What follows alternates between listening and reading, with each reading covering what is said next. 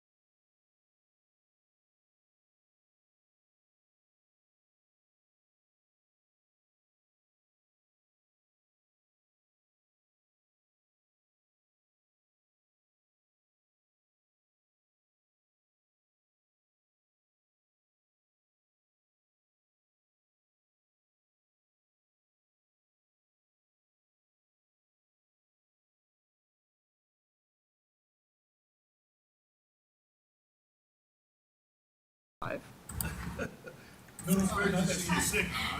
right, you're live. Good morning, everyone. It's 10 a.m. on a Saturday. We're having an informal meeting to discuss our wastewater master plan. We have some presenters here, and we're going to continue. Who's up first? Craig A. Smith. Dan is up first, and he stepped outside for a second. Here he comes. And while Dan comes to the podium, just want to state for the record that the meeting has been properly noticed. The public has right of access. The clerk is here to take minutes, and Mr. Hodgkins is here to chair the meeting along with our city manager and our professional consultants. Thank you, sir. All right. Yep, at the All right, so it's the PowerPoint, right? It's the PowerPoint, right? Yeah, it's the PowerPoint. All right. Oh, I can decorate my room. Can we close that? Can we close that door? All right. Good morning. Sorry to get you breakfast in. Is that green light on, Dan? I'm not hearing you. There we go. You can hear me? Thank you. Okay. All right, so we already went over this at the meeting. For a 20-minute segment, I think I hit everything, but I'll try to extrapolate off of that and go into more detail. So general overview of the project is basically we look at the entire system, go through every lift station, everything in town, and your sanitary sewer aspect, look at all your contracts, and compile everything and try to give you guys a plan of how to move forward with growth, with maintenance issues, anything that has to do with the sanitary sewer. And from this, you can pull data, pull information, and decide how you want to move forward as a town in planning your CIP and implementing projects in the future. So this is a very good tool for you guys to have, and hopefully, you know, as we move forward, we pull these into CIPs, we get projects moving. This helps your funding as far as getting project scope for grants and getting cost estimates for grants. All this takes almost years to line up to bring to fruition and bring a project to closure, as you guys are well aware of from your many projects that you have ongoing. So let's get into this and see what we have here. This is just the table of contents, kind of laying out a general history. You know, the town has been put together, kind of piecemealed their sewer system over time, where the town has taken over a mobile home park here and there. And when this had happened, each mobile home park, if you can open to your sewer atlas map of your sanitary sewer lift station collection areas, you can see as each mobile home park grew, you had a little lift station with very shallow pipes, which creates a scenario in your town where you have, I think, close to 40 some odd lift stations, or maybe over 40 lift stations, both public and private, throughout the town. Where in a town this size, if you look at your, if I can go clear to the end of the atlas, if you look at a town of similar size, oh, wait a second. I don't think this is the right. That's some presentation. Look. It is? Yeah. Look, watch USB. This is your USB. Look, that's the PowerPoint. Go button. the next one down. This one? Yeah, the PDF. Ah. Yeah, there we go. Thank you.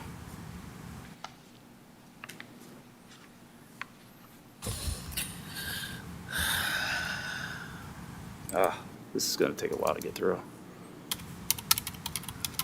Is there a way I can fastly move to the last page? Sure. I think that's where my map is. Don't touch. There we go.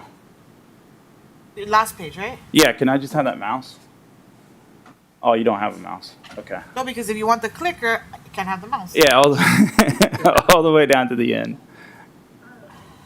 Okay, these pages, let them populate.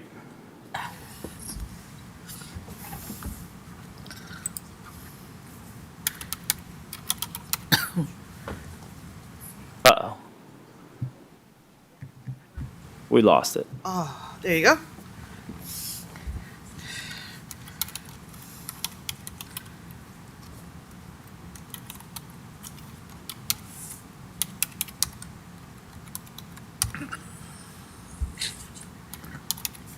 Okay, so this page and what you can see there, so you can kind of see this array of lift stations throughout the town, serving tiny little areas and sometimes just one lot.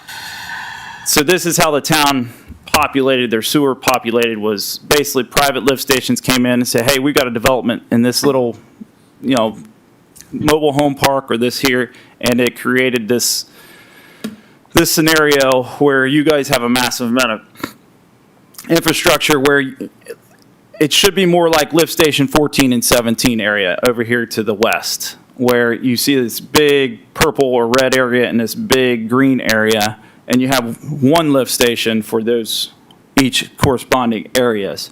Where if you look at 30th Street where you're having all kinds of problems, you have a massive amount of infrastructure through there that's unnecessary if we just take the time and the effort and put in a gravity sewer and eliminate those and get them down to 2 lift stations. Because operation and maintenance of each lift station every year over time is going to build up, and it could be more cost effective to have less lift stations. So, and the same thing as you move to the east, as you can see in the color code, you've got a whole lot of lift stations there in the southeast portion of town, that northern southeast portion of town.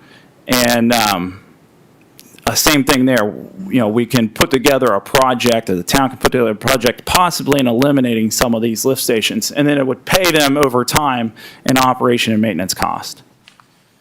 You say the same thing in the north. As we go along? Yeah, go ahead. Questions? Yeah, the question I have for you just has to relate to the consolidation of lift stations. I presume that's the kind of thing you're talking about. Yeah, that's I'm just running through the basic history of the town, so you guys get an understanding of the history as I move through before we even start in. But yeah, consolidation of lift stations is one of the aspects of the master plan that we pointed out. Like, there's a whole lot of infrastructure here that could be consolidated, Okay. and that's a long-term, like 12-year type plan to do that. Ultimately, how many lift stations, Possibly even longer. I mean, how many lift stations could we reduce our total to, do you think? Or should we? well, just an example, like 30th Street. You could possibly take, I think there's 8 or 9 lift stations there, and you could reduce it to 2 lift stations. From how many to how many? From probably, Wow. yeah, 1, 2, 3, maybe 9 to 2, something like that. Unfortunately, there was no gravity Sewer. sewer. And, well, it's been piecemeal. Everything You was put together in pieces. can see like lift station 15 and 33, it covers like 3 lots, and it's kind of a gray area whether that was public or private, and how that's been permitted and who's responsible for some of that gravity sewer. So just going in and just cleaning that up alone and getting a nice system in there would help out immensely. So that's a good example right there of how we can get that squared away. And this wasn't something that just came up in this master plan. This was presented 20 years ago in the original master plan. When I was looking, I said, oh, okay, this is what their plan was. And because of certain things pop up through the town, you get away from deviating from that plan. But through the early 2000s, there was a lot of work done. A lot of these lift stations were rehabbed. Lift stations you had grandfathered through acquiring mobile home park infrastructure. Through the early 2000s and 2010 to 2015, I think, there was a lot of work done.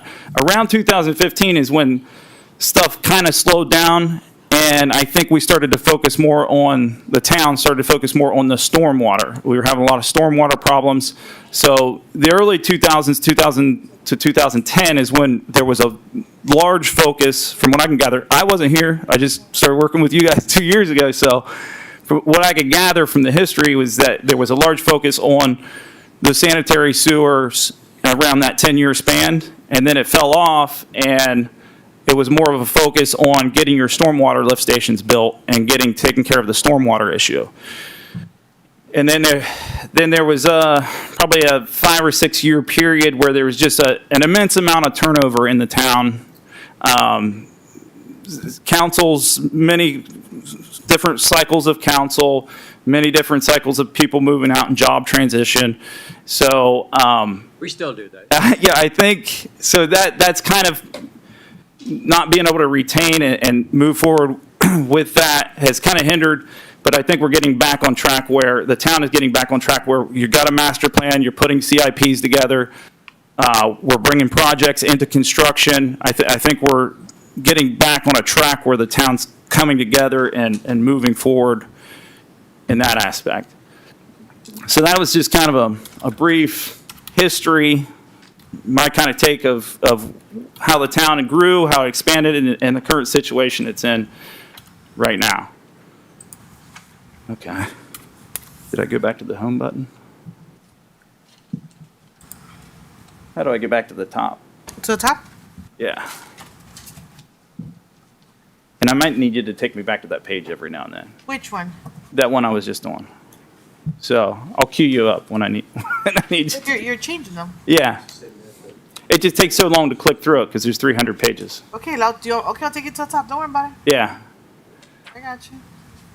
There. All right. Good deal. Thank you very much. Okay. So because there's so many lift stations, it was very tedious work, and it was a lot of work going through, inspecting the lift stations, kind of getting a grasp on where you guys need to focus your attention and what needs to be taken care of now, what needs to be taken care of later. Luckily, Rob, who was your director 2 or 3 years ago, when he got a hold of us to get us to work on this and put this together, he said, hey, I got immediate problems right now. And those were lift station 17, 14, and he was having a lot of problems with the pumps and the infrastructure at lift station 19. So we said, hey, we don't need a master plan to know that you got Band-Aids on this stuff and it needs to be addressed. So you guys are currently in the process of working on projects that are like need done ASAP kind of stuff. And ASAP kind of stuff in terms of engineering, that isn't like turned around in a day or two. That's like, hey, we got to build a project. We got to look for some funding possibly.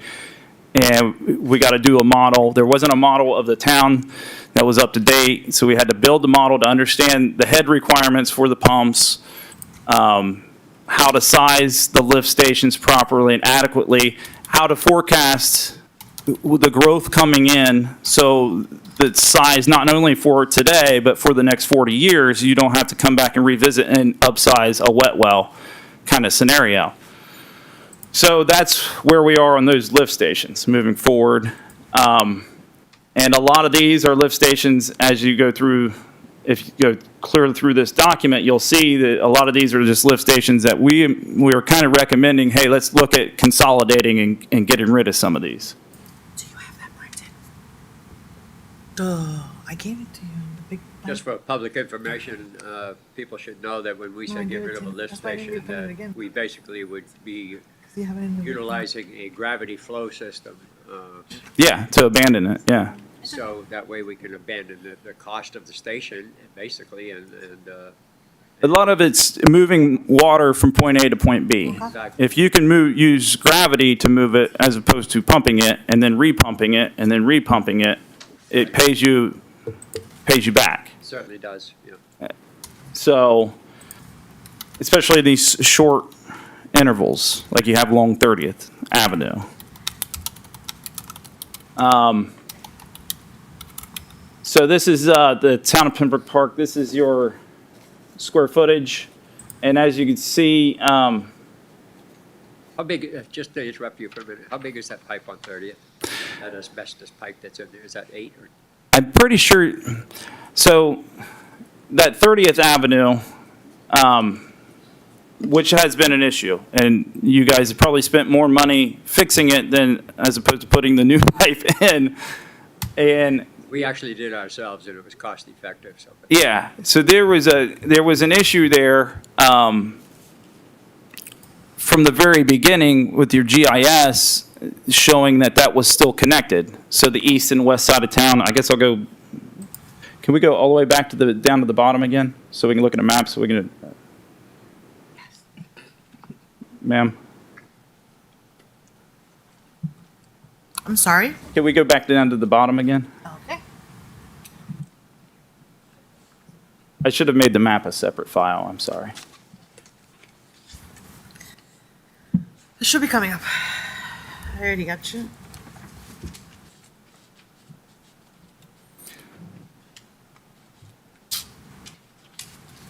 All right, yeah, I should be able to.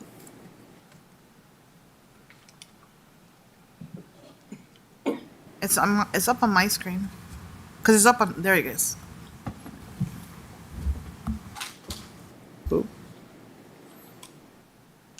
Just one you're looking for, dude? Yeah, so if everybody could turn to that map is really what speaks volumes. So what he's talking about is that 30th Avenue around lift station 44, 13, 18, 33, or not 18, 15. I'm getting old, my eyes don't work as well.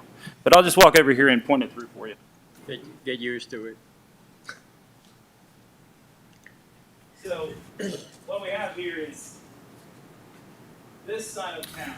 Okay, grab that microphone off the hand, the one that's on the podium. It's mobile. What is it? Grab Yeah, that mic. yeah, the mic. Grab it. This? Pick it up. Take it with you. Oh, okay, great. All right, so what we have here is this side of town is separate from this side of town. And as I was going to walk through the master plan, I could kind of show you. So it might be just easier for me just to walk through everything right here. And then I'll show you the data points later. So this side of town is a separate system. It pumps out to an outfall to a county force main that runs out of town that way.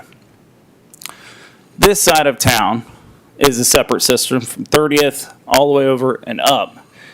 And it hits an outfall right here next to lift station 19, which is Coca-Cola, and goes out to a treatment plant.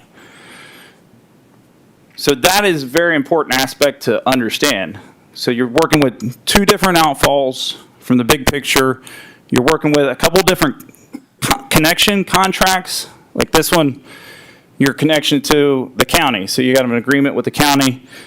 We couldn't really pinpoint that agreement. I'm hoping over time you guys can find that and put that in. I put a placeholder page in your master plan, but that's important information, is that agreement. Same kind of situation over here. You've got agreements tied to that outfall, which need to be tied in. And this goes holistically back to your overall capacity for your town. And who's treating that section? The same treatment facility treats both sections. I believe it's Hollywood. Yeah, sorry. Is this part of the large user agreement? It is part of the large user agreement, and I was going to segue into that, but let's just go ahead and hit it right now. So overall, holistically, the town has a large users agreement. But inside that large user agreement, as I broke down in the master plan, if you go through it and look at that particular section, you're going to see that the town has a certain allotted amount for the large users agreement with the treatment plant, the treatment facility. But also, you also have to break that into two parts because you have a capacity that's tied to your agreement at this outfall with the county because they're only allowing so much to get into that force main and to the treatment facility.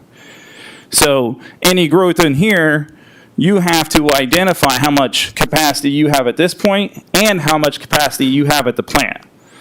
So it's got to hit this point first, make it through that pipe, get to the plant. You got to make sure you got enough capacity here and at the plant, because this you're hitting the county infrastructure here before it gets to the plant. Does that make sense? Dan, on a percentage basis, how much capacity, what capacity level are we at? Off the top of my head, I'm not sure, but I have identified it in the master plan. So we could go to that page right now, or you want me to keep going just through the overview? Okay. So I've identified that in the master plan, so when you guys want to dig deep into that, you'll get an understanding of where you're at. Yeah, Stanley probably knows right now, off the top of his head. Yeah, well, I don't know the exact numbers, but we do know of our capacity with Yeah. the city of Hollywood. Yeah, yeah. In fact, we have a meeting, Dan. I was going to speak about that, our directors meeting. We do have a meeting for a large users agreement with other cities, the county. There's like 4 or 5 other cities as well that's a part of it from 1990s that came about this large user agreement to discuss that. And if you want, we can just go ahead and go. If you could open up the other presentation, ma'am. Yes. Yeah, just open up the one that you had open earlier, because I went into some detail on that one. And we'll go ahead and walk through your capacities and where you are, because this was addressed about a year or so ago.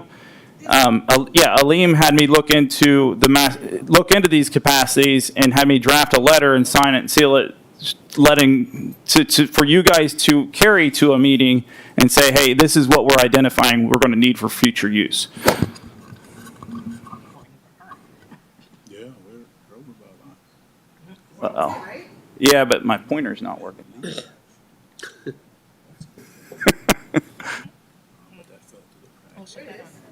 Okay, yeah, here's the letter we put together, and it looks like it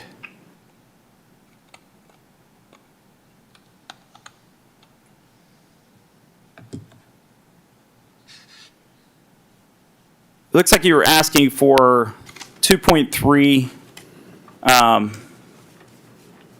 million gallons in the letter that I drafted. So I think you are currently, I'd have to look.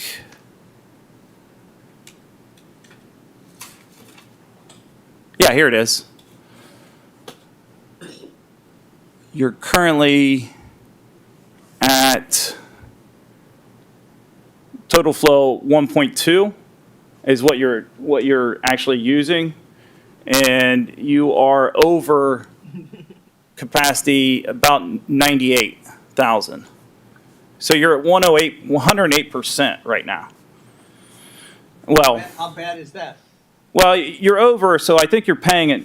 I'm not sure, but I'm pretty sure you guys, when you do go over, you pay an overage amount or something like that. Stanley, you could probably speak to that. So currently now, we do pay for the overage, but speaking to the city, we had in the past reached out to the city of Pembroke Pines to obtain additional capacity. Yeah. But that never got accomplished. But part of the conversation at this meeting that I just mentioned is to discuss the possibility of doing the negotiation with the city of Pembroke Pines to see if we can gain some of their capacity. As you can see, they're at 73% right now. Yeah. So some of these guys at like 90 and 78, you may be able to go to them and ask for more. The 90, they shied us away from asking them because Yeah. they're pretty close. And They're probably the not gonna city of give it. Hollywood is still kind of developing and stuff like that. But they did mention to us that we can reach out to the Broward County, since they're at 78%, to see if we can get some capacity from them or the city of Pembroke Pines. And that goes back to the map on the other file.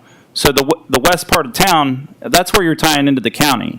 So you got to also look at that agreement you have with the county and find out how much they're giving you at that point, that particular point. And then also, hey, can we have more of your overall capacity? So there's two different numbers you got to be playing with when dealing with the west side of town. It's the agreement for the tie-in and the agreement for the large users agreement. So that's kind of a holistic look at what you got to deal with your capacity. So you're up against it right now with capacity. So if you're looking at a large growth, like up here at the intersection, you got to be cognizant of your capacity. And if you can't get extra capacity, you're going to pay more for it, the treatment, and you got to compensate for that and possibly your tie-in fees or hookup fees, stuff like that. Do you understand, if you know, that 8% above capacity that we're paying, this is that a premium rate? In other words, we paying an extra premium rate for that extra 8%? I can't speak to that. I don't have a good knowledge base on that. Maybe Stanley can hit up that. I just know there's a differential between the two. Yeah, so my understanding with speaking with the city, we're paying based on the amount of gallons that they receive from us. As for premium and stuff like that, I'm not 100% sure that's the case. But for the additional amount of effluent that we have going to the treatment plant, we are, paying for that. Well, I'm trying to get at, a lot of those systems are built that where there's a tiered system, and once you get past whatever your 100% capacity is, they often have a right to charge a higher rate per gallon, and I'm presuming that's the case. No, that. Mayor's nodding her head yes. Right. No, I mean, it should be, right?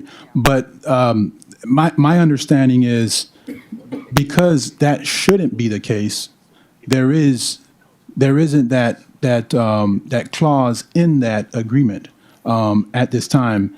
What it is we are supposed to, before it gets too late, go ahead and try to negotiate with a different city or the county to see if we can get some more leverage as it relates to capacity.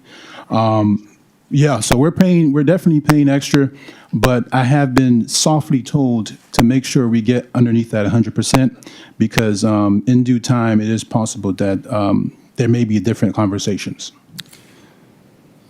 Okay, yeah, so looking at this, I'm glad we went through this because looking at the town holistically as we move down into little details, this is the big important thing is the overall picture. Like where do you guys stand as far as getting the stuff treated at the plant and then working way back? So you do need your overcapacity. So I think there's some other solutions here. It's not just, we need to buy more. There is a massive amount of I&I issues in the town. And I&I is where we're just collecting lake water and we're pumping it and treating it. And you're paying to treat water from the lake or from the ground. Yep. And From the gutters. or from the gutters or anywhere. So I think Stanley and we've been in talks about this. Aleem jumped on this. Now that we have the map and everything, we can start identifying this. There is a continuing services agreement that we piggybacked. The town attorney assisted us with piggybacking that agreement. And last year, Aleem, I think, did some work on that in this Lift Station 17 area. But the entire town has an immense amount of your infrastructure is old clay sewer pipe, which is great, durable, will last a long time, great stuff, but has issues with I&I. Over time, maybe the gaskets between the bells are deteriorated, and then you just get water. If it's below the water table, water is just coming in. So the fix to that is, which we've already started with the continuing, or for the piggyback contracts, which we may have to revisit and get new contracts, just get better prices and get a better handle on it.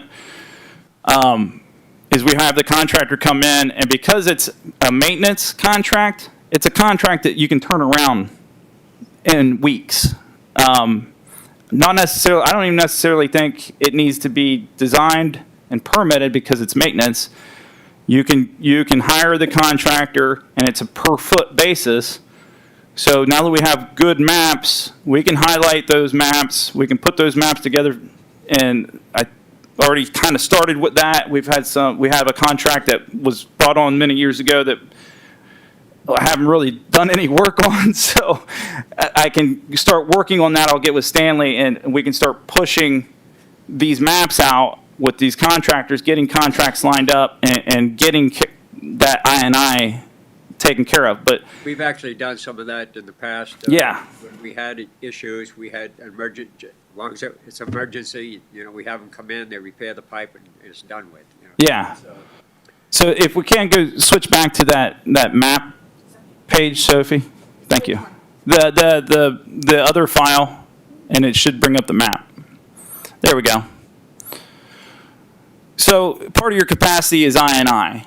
So as I was going through the study, I was finding and talking to your staff and the people in the field, I was finding, and just looking at the clay pipes in the atlas, we thoroughly went through the atlas. Oh,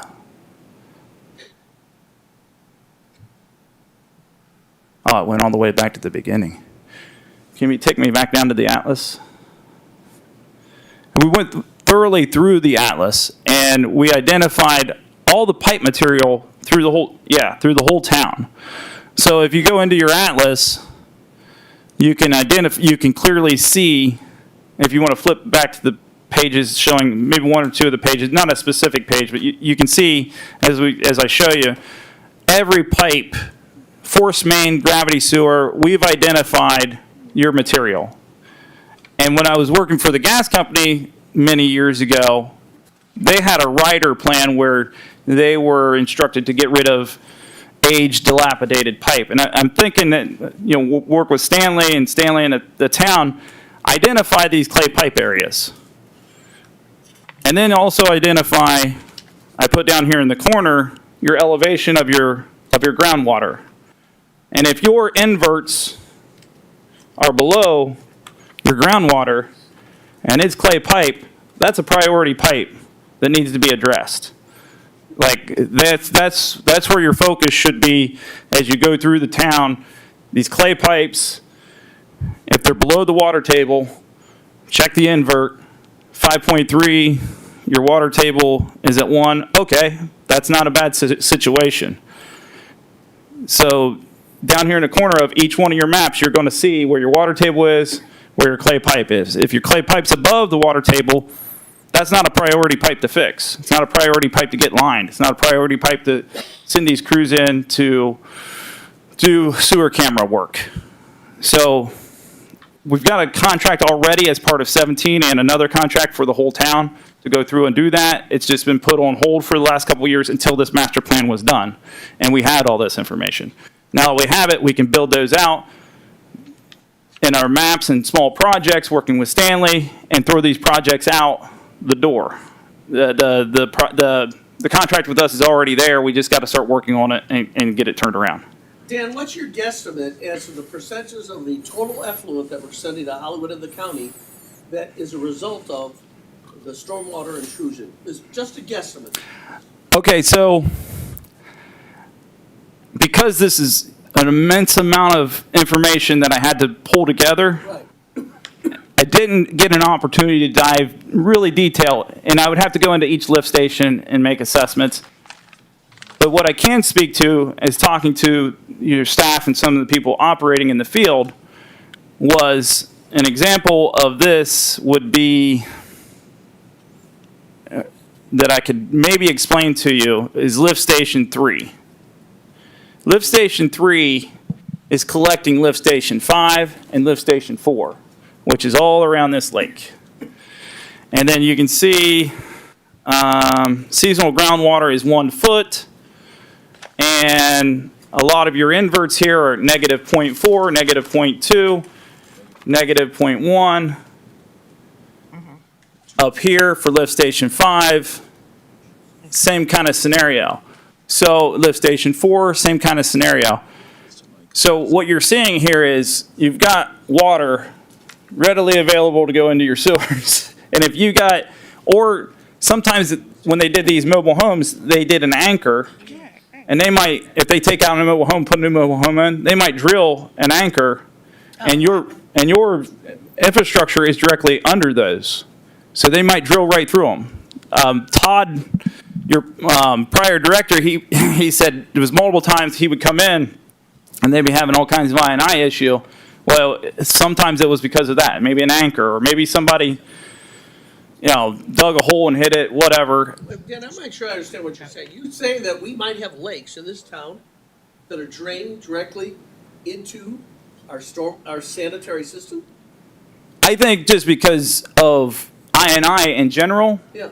that's a true statement. But directly draining is like Well, every one of those gaskets could be leaking a little bit. So that would make your statement a true Well, statement. let- But to the point of significance, I'm going to hit to that. So Lift Station 3, when I was talking to the operator, he was saying, I said, well, what are your run times? Run times are what kind of speak to I&I. How long are these lift stations running through the day?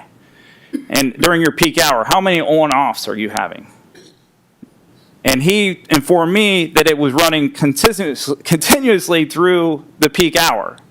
So it wasn't even able to draw down. There was so much I&I coming into the system, it wasn't able to draw down in the wet well enough to shut it off and give it a break to fill back up. So that's just for your continual hour. And then he said that would extrapolate out. So I said, so well, how many hours? He said, well, there might be 3 hours in the morning and 3 hours in the evening during your peaks that it's running continuously. Well, that's, I don't have to waste a lot of our master plan time digging into that. And that would be an I&I project in and in itself. And we want to work as effectively and efficiently for you guys as possible. So we don't want to run down rabbit holes tracking a bunch of data, I&I data, when we have the clear issue right there in front of us just looking at run times, and we have a clear solution. Okay, we know our elevations, we know our groundwater, we know what type of material we need. Let's hit the problem. Let's hit it right now and line maybe this segment of pipe and this segment of pipe and go up here and line this segment of pipe and this segment of pipe and look at it from a holistic standpoint. And then you will see those results once you hit those. Because if it's above the water table, you're not getting lake water or groundwater. Lake water, groundwater, pretty much the same thing here. Like, they're the same elevation, roughly. Dan, did you identify and create a list of like which ones are a priority for which ones are laying below or above the ground thing, or are we supposed to kind of like As your extrapolate it from there? As your prior operator and I went through, Todd played an immense role, a huge role in this, because he was with you guys for 20 years. Mm-hmm. He's a licensed operator. A lot of, if I couldn't find something or I didn't know where a pipe was, Todd said, well, it's right here. It runs over here roughly. And a lot of these aren't survey quality lines. These are what I found in as-builts. Sometimes they weren't even as-built drawings, which means they weren't even surveyed or done after the construction. So I've given over the time, I think the first segment of these I sent out probably almost a year and a half ago for your field guys to come back. They have some markups, but there's even some areas where I don't even have some of this information. So just getting what we got right now is a lot. It's a lot compared to what I think, Stanley, I've sent you all the as-built stuff I have, and you can see where it's just a hodgepodge. Some of it's just sketches on paper kind of stuff. So getting it to this is a big deal. I want to create a priority list so that we can start. So yeah, the priority list is at the end of this master plan, which you got the digital copy. The master plan's 400 pages, so I didn't want to put it in front of you and waste massive amounts of paper. Each of you have a copy, I think, of the master plan from the prior. Yeah. So around the end, before we get into the data tables of the master plan and the model table tables, that's where we broke out projects. And yes, we went through and said, hey, because of the structure of the project and dealing with I&I, it's more of an in-house, and we're just giving guidance via our maps. And you guys can scope and scale those projects based on easy estimating numbers that you can get from another town. Like you can get an INI replacement or a pipe lining replacement contract, and it's just one item, and it's an easy maintenance item, as if you're buying a door for the building. So it's not something that is a lot of design work involved, and it's more construction management and project management type work and operation and maintenance work. So because it falls more along the lines of operation and maintenance work, we didn't dive in and break that out. We just said, hey, you got an INI issue. We're going to work with your engineer on staff, and we're going to build these little small projects. We've already, 2 or 3 years ago, Rob, before most of you, except for Mr. Hodgkin sitting there, was here, that we had already kind of walked through this once with the council before and set these projects up. But we waited until this point, until we had the maps and we have all the data to run those projects through. Aleem had jumped on it, and because we were dealing with Lift Station 17 and we needed to get a handle on that because we're doing Lift Station 17, that was a priority, and Aleem jumped in and did some of the work in that location. So to answer your question, yes, we identified it, but no, we didn't set the scope for the INI particular projects through the town. And that would be more of a sit down with Craig A. Smith and your current staff to walk through and identify those projects, and then get them in the CIP or bring them directly to the council and say, hey, we need to spend this money because it's an INI issue and it's an operations issue, and we need to turn it around real quick, kind of thing. Does that make sense? Yep. Dan, just to give everybody an idea as to how to, of course, mitigate some of these issues, what would you say from a maintenance standpoint is best to do this? Would you say purchasing a camera and actually videotaping these lines, figuring out where these locations are, and lining those locations would be best? I think our approach, and that was what I was hitting on, was, and this is kind of my background as surveying and engineering. So I looked at it from an approach where's the water coming from? So let's hit it from where's the water coming from, and this is why took so much time in building these maps out. This is going to help us move forward and streamline this stuff, so we're not lining pipes we don't need to line right now. So all your clay pipes are old, and they're probably 1970s, 1960s. Clay pipes will last a long time, depending on the materials around them, how long they'll last.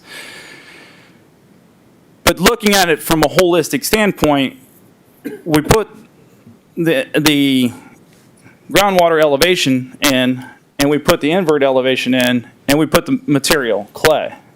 In most of these areas, it's clay. So what I'm saying is, we can just look at here at 1.7, this invert, and we can go out and have that spot checked and verified. And it doesn't have to be, it can be done with GPS. It doesn't have to be, let's Survey. run from a benchmark. Yeah. We do a spot check there, and we say, okay, that's at 1.7. We go back here, 0.2. Well, 0.2 is below 1. Yeah. So we say, okay, we're going to go from this 1.7, this manhole, and we're going to work it back all the way to the lift station. With a camera. With a camera, we're going to verify, and so that piggyback contract, that contractor, the way I think you guys should approach this is you do that, you take this data, you extrapolate it, and you say, okay, and then we just go through the town, and we highlight these. And that's part of that separate contract that we have with you right now, where we will go through and we'll just highlight this stuff and turn it over to you. And then you guys are simply turning it around. And then through the piggyback contract, through somebody else, unless you want to go to bid, you can go to bid too, however you want to do it. Right. We can set it up where you bid out the map, these separate individual maps. Or, you could do the piggyback contract and not bid anything. Right. And then you can select them, and then that contractor, they'll go through and they'll video pre and post, because they got to do pre and post before they do the lining. Right. And then they'll fix it, and then they'll put it in. And for staff and mayor and commission, I think that's something we can do here internally. If we get a very good camera, we can go in there and really inspect all of our cameras ourselves and figure out exactly where the issues are. And from there, for the lining, we can either go out to bid or get a contractor through piggyback like Dan is recommending, or go ahead and train our staff to be able to do it. Because I've been to conferences and seminars where these contractors will teach your actual team to know how to do this. Yeah. Make it cheaper. Yeah. To go ahead and get solved. So with the immense amount of clay pipes we have, with the major I&I situation, the cost that it costs the town to pay for sewer with the city of Hollywood, I think this would be a good thing for us to really look at Yeah. and invest some time into figuring out how we want to solve this situation. And that's really not just Stanley's opinion. Rob and Aleem, both Stanley's predecessors, I mean, it's consistent across all the engineers involved in this. Not just me, Stanley, Aleem, all of them. We all see that, hey, this is something we need to get a handle on, and it's going to pay you guys back over time. Todd actually had a spreadsheet where he broke it down because he would present it to the town back a long time ago, and he would say, hey, we can save $200,000 here and there over this duration of time. So it is substantial. If you'd like, I can put together an example for that for you guys so you guys can see possibly what your return on investment might be to justify it. And the elimination of, when you start doing these gravity flows, if you figure in the elimination of those. Oh, yeah, for your power. Exactly. So a lot of this is also just goes back to mechanical aspects of engineering. Okay, so when your pumps are running, they're drawing a lot of power. So you're going to see where Todd was talking about, hey, the efficiency gain and the money gain is in your power bills. If you go from running these large pumps from 7 to 8, maybe 10 hours a day, and consistently through a 1 hour period through your peak hours, you're going to see that turn around where you may get down to where they're running 30 minutes in your peak hour and maybe 3 or 4 hours over the day as compared to, so your electric bills throughout the town on all these lift stations may cut in half. And then that extrapolated out over 20 years, you'll see that return. And Todd used to do spreadsheets like that. I can pull them up, but I was like, hey, let's just get the general idea. We're not going into the master plan isn't an I&I inspection plan. So at some point I had to draw the line and say, hey, let's not overrun our scope and our budget running really into a lot of detail here. But I do want to hit the detail because in the presentation, because I want to guide you guys where you need to go with this. And Stanley has an immense amount of knowledge, and he understands this as well. And back to Stanley's point, I do think it would be a good idea for your staff to be able to identify in-house these I&I issues. If your staff seeing, especially with bringing on your telemetry, Stanley is going to be able to sit in his office and he's going to be able to see the run times on some of these larger lift stations in these larger areas. Your telemetry you'll be able to see your on off. So you'll be able to see when your pump turns on and your pump turns off. And then you can pull that data and say, hey, my pumps are running, for some reason this last month, they've been running 7 hours instead of 4 hours a day. What's going on there? And then you get your staff to take Stanley and say, hey, take the camera out and find out what's going on out there. Because we're seeing a lot of wacky stuff going on with our run times and our electric bills are going up. So I want to get you guys to where, and I think Stanley's leading to that, to the point where you guys are the ones pinpointing the issues even before they become large, long-term year type issues where you're hitting these things as they pop up. But the big fix right now, I think the overall fix is we are seeing an issue here, and the fix, some of this is just old clay pipe where the gaskets and stuff, as you run your cameras down through it, you'll see where this is coming in.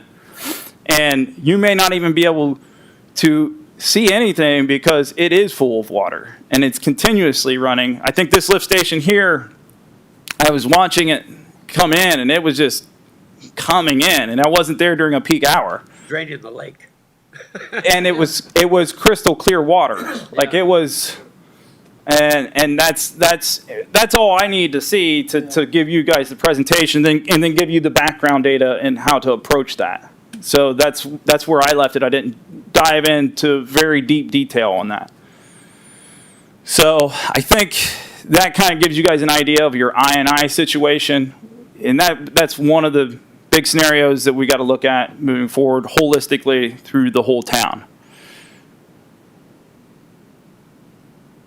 So Ashira, I think that covered it. I get long-winded. I start talking and I get into a lot of detail. There you two more reports here. I know, it's okay, we're here for you. So We're getting done. That's why I said it needed to be a separate meeting, sit down, round table, have the conversation. So maybe I'll do, like I did at the last presentation, I'm just going to go through sections of the town and the atlas, starting here, and we'll just go through projects that I've identified through the town. And then there's a list of projects in the master plan that will correlate with what I'm talking about. Does that make sense? So, and this is all off the top of my head as we walk through. So lift station 19. So what we have here is Coca-Cola. They are your one of your biggest money tax-paying entities in town. So no one client from engineering standpoint is more important. No one customer is more important than the other. But for the town aspect, this client, you've had problems at lift station 19, you've got a major problem with one of your biggest money producers in the town. So we want to make sure that they are good. And when we came in 2 years ago, when I met Rob, he said, hey, we keep having these pumps.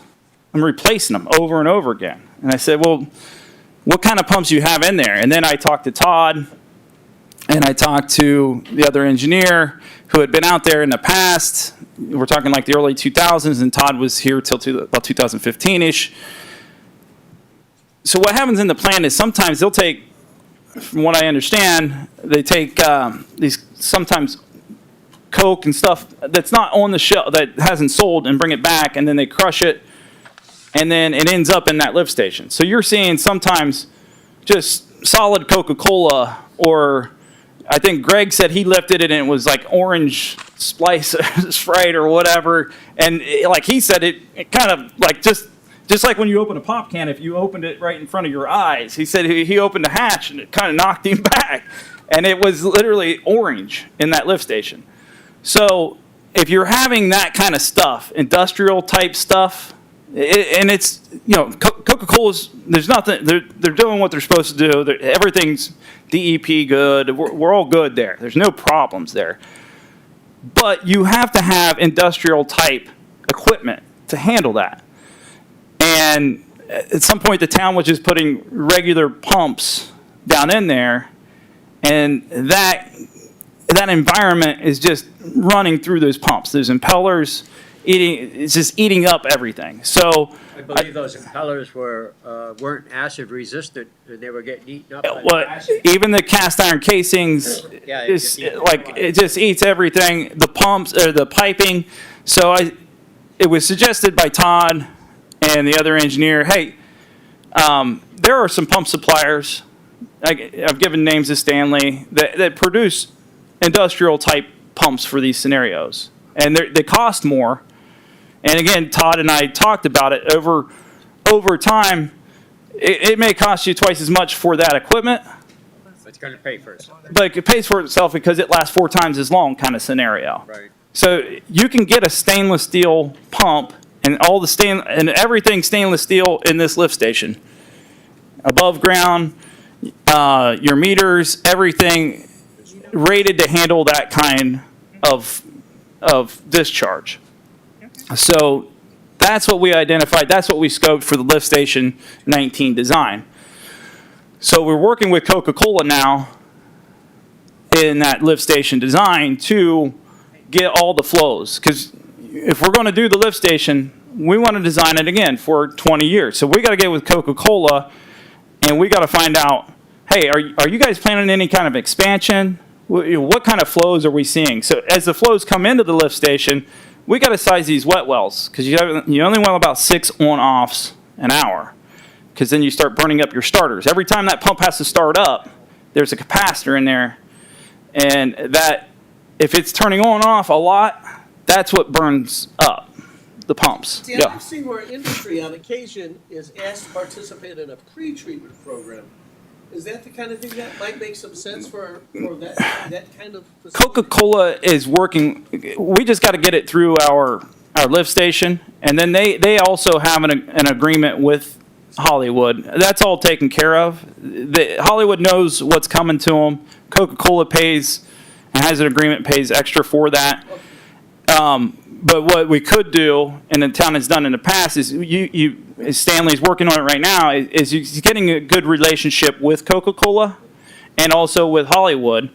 So this extra money that Hollywood gets for treating that, from what I understand in the past from Todd was, hey, they had a good working relationship at some point, and the managers there have changed, Hollywood staff's changed, but Hollywood and Coca-Cola understood that, hey, we're also impacting this lift station. And this extra money, we need to maybe track down, talk to Hollywood and say, hey, we shouldn't be just encumbering the entire cost for this lift station and this kind of treatment. If there's an extra fee being paid for that environment that's being created already. So something to possibly explore there. I don't know the details. Once again, that kind of stuff was happening 10 years ago. I just started working with you guys 2 or 3 years ago. So this is all kind of hearsay stuff, but I'm hearing that there was scenarios in the past where Coca-Cola and Hollywood and Pembroke Park were working together because of that caustic situation going on. But leading back to the design parameters, so with these lift stations, these industrial lift stations are unique. They're not like a residential where you see a peak in the morning and a peak in the afternoon. So we got to work, Stanley's working directly with Coca-Cola. We got to understand if they turn a valve for a tank and they're draining out thousands of gallons and it's happening over a 15-minute period, I need to make sure that it's not hitting this and the pumps aren't handling it, and that Coca-Cola is coming out all over the ground. So that's the design parameters that we're working with Stanley on. He's working directly with Coca-Cola. Coca-Cola, I think they're everybody's new in this relationship, so they want to work directly with you guys, and I'm trying not to get too involved, but there's information that Stanley understands that we need to know in order to design this correctly. So it has a lifetime and the wet well size and capacity is enough to handle not only now, but in 40 years. Yeah, well, we need to know at all times what their peak flows are going to be and when they're going to be, and so that we can act accordingly. Yeah. Yeah, and Stanley's on top of that. He's got a direct contact now. He's working with them. He's getting that information. Once he gets that information to me, then I take that information and I start sizing. Okay, I think we need a wet well of this size. I think these pumps will work. I think we need to change all this stuff to stainless. I work with Stanley. We decide how that all needs to come together. We put together some specifications because in this particular lift station, we're going to have some pretty tight specifications to get the exact equipment we want when it goes to bid. Like that's where we got to, some other lift stations, we can be a little bit ambiguous where we say, okay, we want this type of pump, but there might be 13 different pump suppliers and the contractor may want to work with us there. I think right now they only changed the impellers, right? They didn't really change anything else. That's more operation, so I didn't really get a chance to dive too deep into that. So I just know 2 years ago when I was talking to Rob, when the contracts were established, that's where we were. And then full circle, okay, we've been trying to address these lift stations, but the loggerhead that we're running into was the pressures here. And in order to understand how that affects the rest of the system, we had to build out the whole model for the rest of the system. I can't size a pump to overcome a certain pressure if I don't know the pressure. So we can do that. One, we just set a gauge out there, which you guys have a gauge, but was at times inoperable and unreliable. So we said, and the push was to get the master plan done. So we got the model done. We checked it against some of the gauges. We feel that we're comfortable with the pressures that the model's kicking out to us. So we feel a lot more comfortable with moving that design forward, getting that information from Coca-Cola, and getting that all squared away. So that's your Coca-Cola situation in that project right there. I lost the screen again.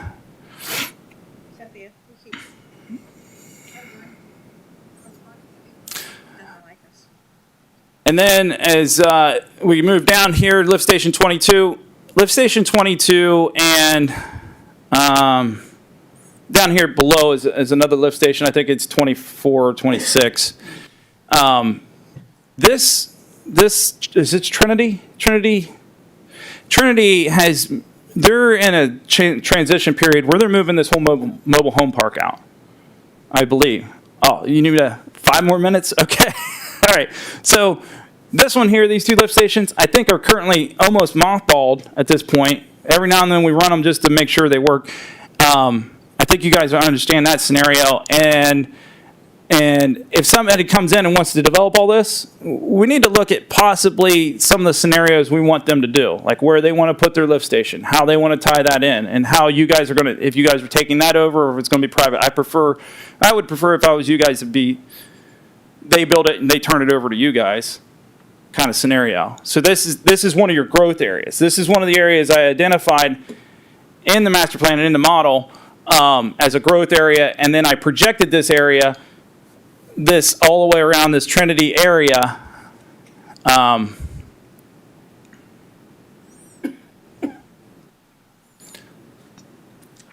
They've already changed what they're gonna do a couple times now, so I don't think they're really sure what they're gonna do there. So yeah, so we have these, yeah, it's this area, these 2 lift station areas here, and then this area. This all might change.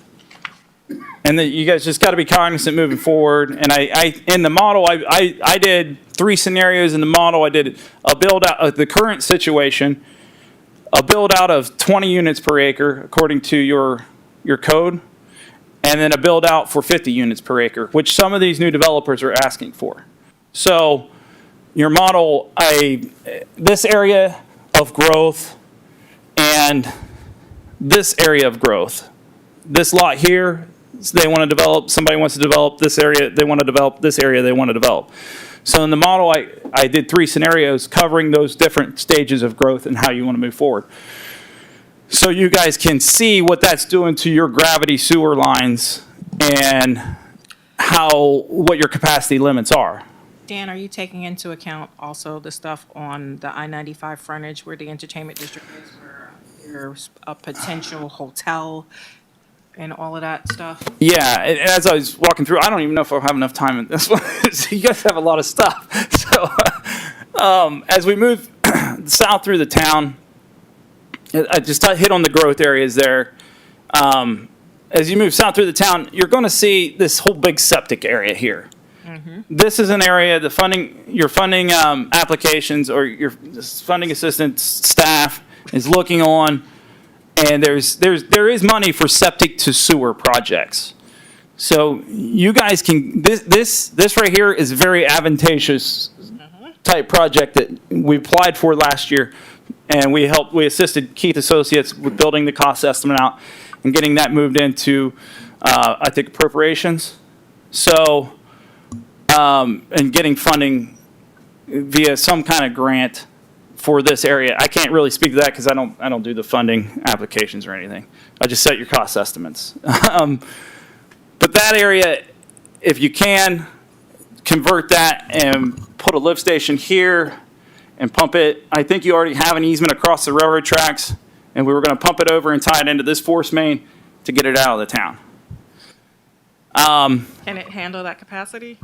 Because this was still in the infancy when I was doing the model, I haven't put that in the model yet. Okay, So that's something that needs to be checked. okay. Because we don't even know if it'll ever go in, or when it'll go in, or how it'll go in, or who will be the players putting it in. You know, we get the grant, then we start diving more deeply into the design. But we did a cost estimate of getting it over there. What that does to the pressures at 34, and what 34 and the rest of these lift stations have to overcome, That's getting really into the design where, we need to have like a separate contract and go into that design. And that would be part of the design of the actual lift station and the whole infrastructure for that project. And then, as you guys know, and I think I covered it pretty well in the last meeting, you guys have your Superfund area site here. Whatever they tear out, they're going to have to replace, and I think you guys are well aware of that. You guys have some lift stations close to and in that area. You guys have a lot of clay pipe in that area. So if they're taking out that infrastructure, are they going to replace it? How's that going to work? This is something, maybe some conversations you need to have with DEP and the federal government on the Superfund site. As we move south, we're getting into one of these areas where we identified that we may be able to do one of those one for five lift station scenarios, or one for four. Put one deep one in somewhere in here, get rid of 5. Okay. So you can see this area here. This is generally the area that your lift stations you want to expand out and cover. Okay, that area cover that. So it's and everything's flat here, so it's very possible to get one lift station and clean out 5 in those kind of scenarios. That's just a big picture looking at it. There's more detail that you can dive into the master plan, where we propose projects for that. Moving south, all this, again, I&I, as you go through the atlas, you'll be able to see the I&I issues, or where they could possibly be with the different types of pipe and the age of the pipe. Lift station 34 used to be a master lift station where it collected everything and then pumped it out. Since the town has been growing, that has been changed more to a regular lift station. It does collect everything from the south part of town and it gets repumped. This is just kind of a prerogative from an engineering standpoint. Do you want to repump? I think repumping is a waste of money. I think just sizing your force mains up to the right size they need to be to handle everything and getting it out of town is a better idea. And that's why I think, but that could be argued both ways. So some people like to do this leapfrog stuff where they pump and pump and pump and get it across town. I just like pumping it in a force main. And it also helps you identify if you have an I&I issue, it's that lift station. If you're seeing run times go up in lift station 3, but you have lift station 4 and 5 contributing to it, you don't know where that I&I is coming from. Is it coming from 4? Is it coming from 5? Is it coming from 3? So that's why I'm not a big. There's pros and cons to the leapfrogging and the repumping. So. And then as you move south into town, you're going to see more of this scenario where you can do a swap out. You can put a deep one in and get this kind of scenario going over here. Around this lake, I think we hit on that. A lot of I&I issues we need to address. Lift stations, these here in 30th Ave, same kind of scenario. Full circle back to this. The town separates here. When I first came in, the GIS showed it still connected and all pumping out through 34. So we did identify and find old as-built to show where this is disconnected. With this, I think Hoskins said it. You guys, Stanley, are you guys doing this in-house? This pipe? We did some of it. So I want to make sure that you're picking up lift station 44. And it comes around and it ties in to this side of town. And then the break point is right here where it's not tied into the west side of town. So lift station 34 needs to be, you have to, like this force main should come all the way over so you can pick up 44. Or you do another force main, take 44 and just move it down, connect it to there. So wait for this to pop up again here. I'm almost through. But yeah, your 30th Ave, I think I've gone through that where you can get 2 lift stations, swap those out. The problem with that is it is very, very congested with a lot of utilities. Putting a gravity sewer in takes a lot of space to get it into the ground. You got to go deep. Here, you don't have to go too deep because I think 1,000 feet this way and 1,000 feet this way with a lift station in the middle. I think 15's about in the middle.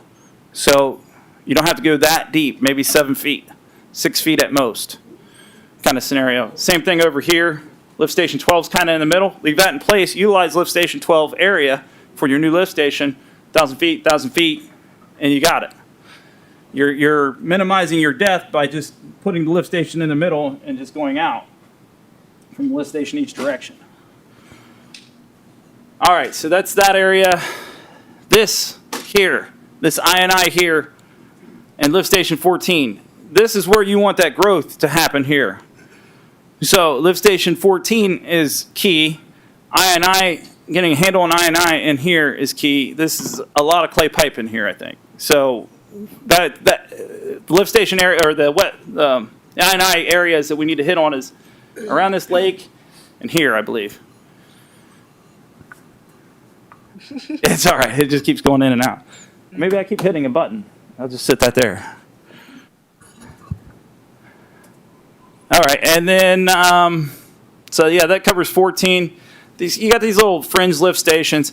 And then here, another thing, every year, there's septic to sewer money out there. Let's get this area here that you guys have on a fringe. You want to keep that area? Let's get them sewer. You know, let's get a grant for that and get that tied in. You might be able to tie it into this 8-inch right here because you don't need much capacity to serve this little area. So you may be able to do a small lift station, get these guys sewered with a little bit of gravity down through here, and pump it over into this manhole, and you're good. And those people are off septic. See, he got them. And there, like I said, there's septic to sewer money there. So these here on the fringe, I'm not sure what you'd want to do. Maybe put another lift station over here where there's 42 at the gas station so you can serve that area better. Again, I hit on all these little things as bullet points and projects as you move through that can be put into your CIP when you want to move, when you guys make decisions on what you want to tackle. Okay. And then I think, we're already hitting on lift station 17. We already covered that. So that pretty much covers the town for as much time as I have. I think I could talk for hours. So I apologize. I get a little bit. They used to call my grandpa Windy Bill. So I think sometimes I get the genetics from him for gabbing. All right. But, yeah, any questions? Oh, I'm sure we have a lot of questions, but I definitely reserve the right to call you back. Okay. Because of the fact that I do want to go over some more stuff with this. Yeah. Yeah, and again, every June, we work closely with your grant writers. And that's usually the time that we start hammering away. What do we want to cover? What do we want to go after kind of situation? We're always there. We have a continuing services contract with you, and we have an hourly contract, and that's usually when we hit that in June, is where you guys call, and there might be a bunch of different things, and we're spending like maybe 30 hours in June working under the hourly contract with you guys, scoping these type of projects and getting them ready, working with your other engineers. We work with Keith. I think we're looking forward to maybe working with Kimley-Horn, maybe helping out with that, with the stormwater stuff and the grant writers as well. Okay, thank you. So, Yes, you want to move on to the stormwater master plan? Okay. Dan, I'm just letting you know I will be calling you later because I still have more questions. so it's a lot of stuff. You guys have a lot of infrastructure. So Yeah, I'm going to stay and eat a bunch of your food. sounds good. You better. Feel free. Yeah, I left it. It's over there. Does anybody need to take a recess for 5 minutes? Other than me just needing to stand up? Why don't we take is it okay with you, Bill? Sure. All right, we're going to take a 5-minute recess.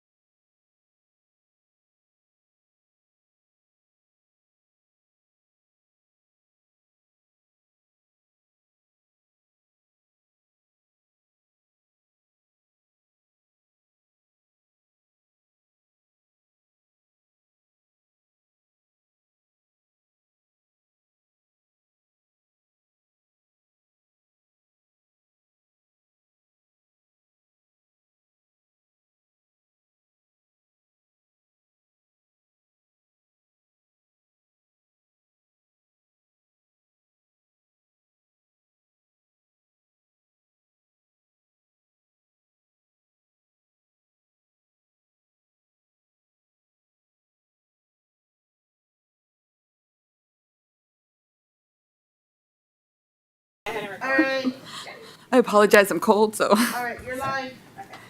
Okay, so we have Stormwater Master Plan, Kimley-Horn and Associates. Yup. Well, hello, guys. Thanks for having us. My name is Tiffany Stanton. I'm a civil engineer with Kimley-Horn, and I was one of the main players in putting together the Stormwater Master Plan for you guys. We had started this project back, I think, in early 2022. These things take a long time to put together, and we had finished it up, I believe, in the beginning of summer. We provided you guys with a draft of last year, and then it was finalized in September. Ma'am, could you step a little closer to the mic? Oh, okay. I have hearing problems, so you'll have to let me know. It's hard to regulate myself.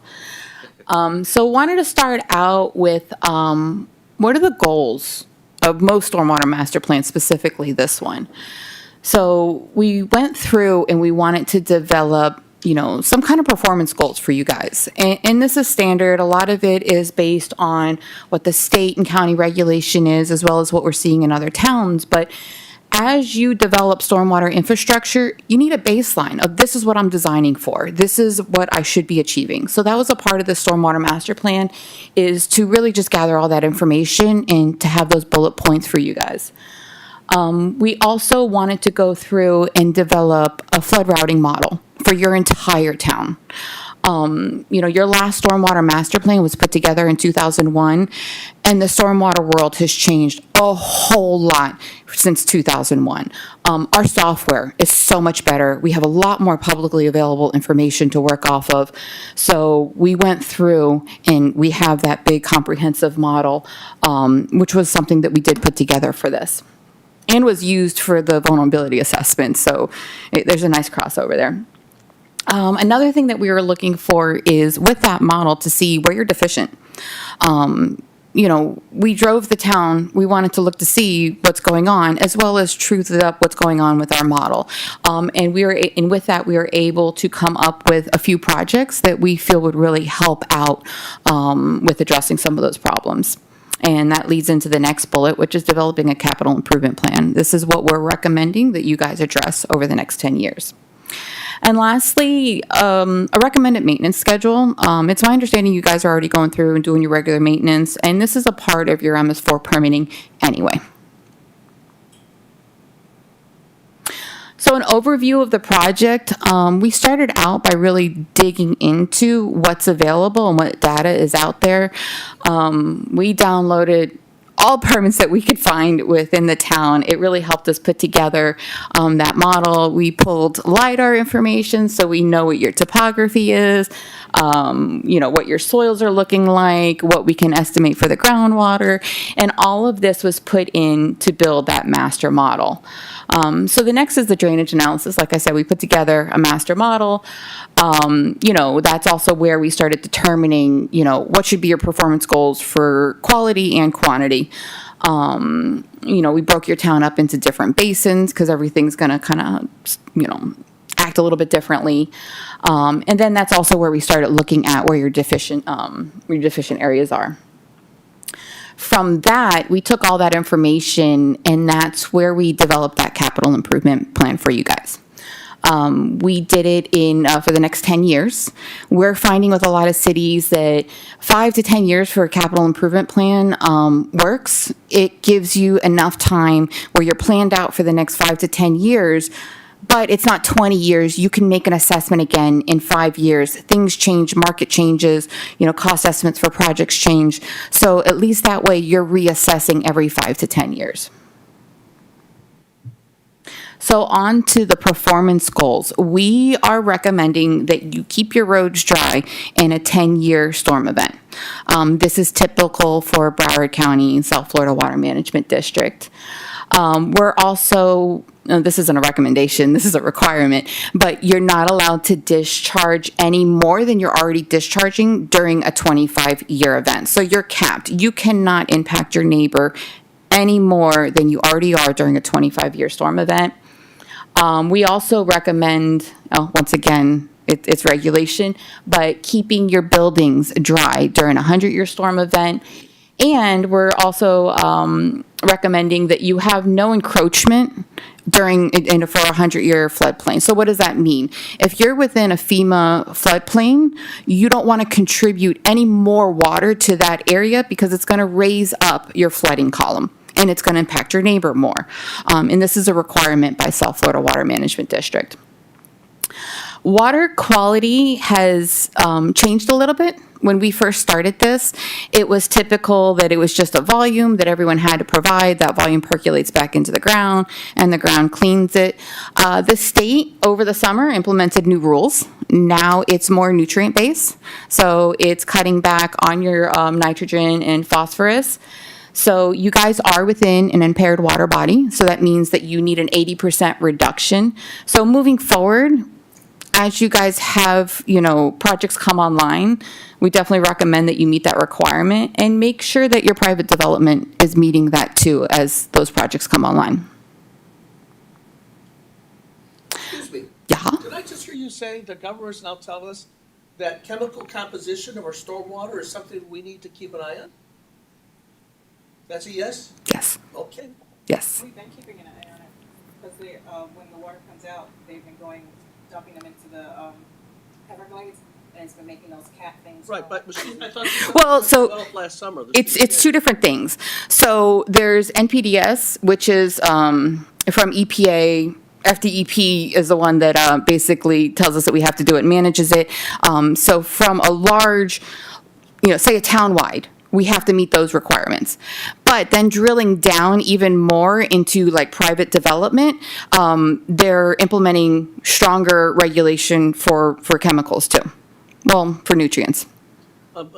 Not to slow down your progression, but Bill and I have talked a lot about a plan that the EPA is working on through a super fund due to petroleum-based underground. Okay. Is your firm, have you interfaced at all with the people from the super fund, what they're gonna be doing in about, Bill, they said it'll be done in the next 9 months or so? It's been minimal. We were involved in one of the meetings, just so that we're conscious of what's going on, but not a whole lot past that. Okay. So, yeah. All right, well, I will pass the information on to you because Okay. I think that it's probably important, because we've been asking all along, how's this affecting the water table and so forth, and our answers have So been somewhat vague. what I would recommend is make sure that, verify what kind of stormwater permits they're pulling. Chances are they had to go through Broward County and pull an ERP. If they're getting ready for construction now, they were probably grandfathered in under the old rules. But as of, I think, summer, I don't know exactly when it comes into effect for new projects, so they might not have to hit that rule just yet. So, but, yeah. Yeah. I think they were getting into. Dan, approach the dais so that one of these mics can pick up what you're about to ask. I think this is just my question in general was, the model, did it take into account the encapsulation of that area and how that affects the groundwater table? No, we were purely, the model, especially this model, was looking at water flow, storage, it was all a quantity Yeah, exercise mostly. yeah, it's So. basically from the town standpoint, if that was gonna affect stormwater storage, 'cause it's, how many acres is that they're, It's on what one did you side say? of It's town? about It's maybe 5, 6 acres. maybe. Probably, no, it's probably about between 3 and 4. 2 or 3, 4 acres, okay, so it's not as big as I thought. No, and really what we were looking at is like the topography in that area. So as long as the topography is not changing a whole lot, the way that stormwater works in South Florida is private is, you got to take care of your own stormwater and, so like it is a little bit of a separated system. So they're going to have to handle their own stormwater and they're going to have to permit it. And then, out within the right of way, it's a different beast. The big thing was the streets that are in the right of way, the stormwater situations with those streets once they encapsulate, and you kids can't have, you won't be able to do like exfiltration. No, I would not recommend exfiltration. You can't put exfiltration trenches. There's any kind of contamination anyway. Where Yeah. it was like, okay, maybe we say, okay, for your future situation for the town streets in those locations, they won't be able to do exfiltration. I think they possibly are doing that there now, I'm not sure.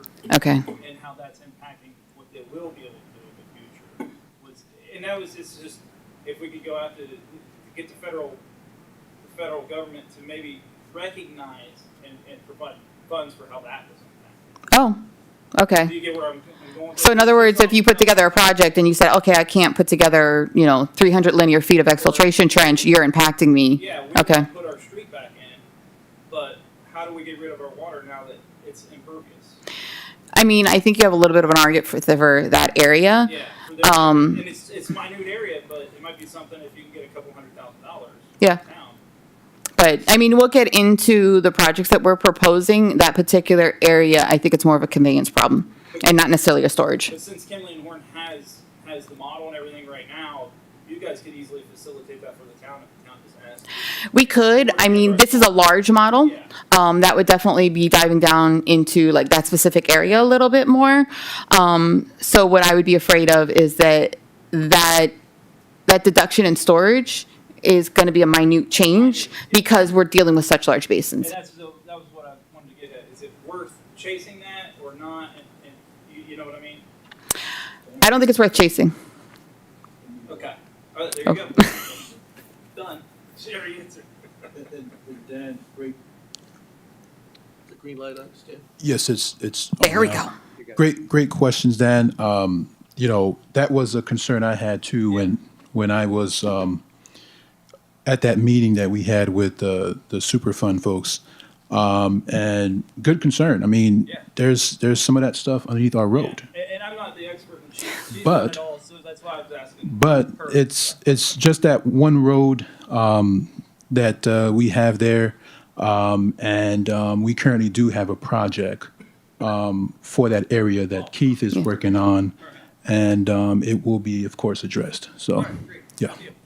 And even to dive down into the technical, exfiltration trench in that area does not perform well. Groundwater's high, elevations are low, so you wouldn't be able to put a whole lot of exfiltration trench there anyway. So, yep. Good. All right. So, Don't we also have to be real aware of the encapsulation of whatever they do there, that it doesn't affect any type of system that we're gonna put in for whether it's sewer or water or whatever Yeah, we're I doing? think that's what she clearly. So you're saying it's not gonna affect it? well, it's not going to affect the capacity. We are, we'll get into the projects, but one of the projects we're proposing is going down 31st, which I believe that project is right on 31st. Constructability is going to be a little bit more difficult in that area depending on how they're treating that soil. So it may be something that, okay, the town's looking to do a project in that area. You're already doing construction on that roadway. Maybe they should put in the pipes, that are going to be proposed. I don't know if it's worth talking through that because once they treat that soil, I believe it's going to be harder to lay more pipe in the ground. Yeah. Yeah, it'll be. So there's going to be an impact in that regard. That you're gonna be disturbing something that's toxic, Yeah. and we don't wanna do that. And it's going to cost you more money in that regard. Anything you So- dig out, you'll have to dispose of. Yeah. So it may be worth looking at that project and pushing it forward, knowing that depending on what their time frame is. I agree. So, And we're going to be a part of the pre-con meeting with this Superfund project. What I look forward to doing after, of course, hearing what we talked about here, I will possibly, if Dave, if you would allow, reach out to him and maybe suggest that to him is, while you're out there, we wouldn't want to come back and rip up the same area you guys put back in and have to put in pipe and cover it back Yeah. up. While you're there, here's our plan. Go ahead and install that pipe. So I'll make sure to have those discussions. Yeah. And like I mentioned, we're also going to be a part of the pre-construction meeting to make sure that yeah, I think that's a great idea. basis. So, all right. So here's a snapshot of the model that we had put together. Again, like I said, stormwater modeling's come a long way.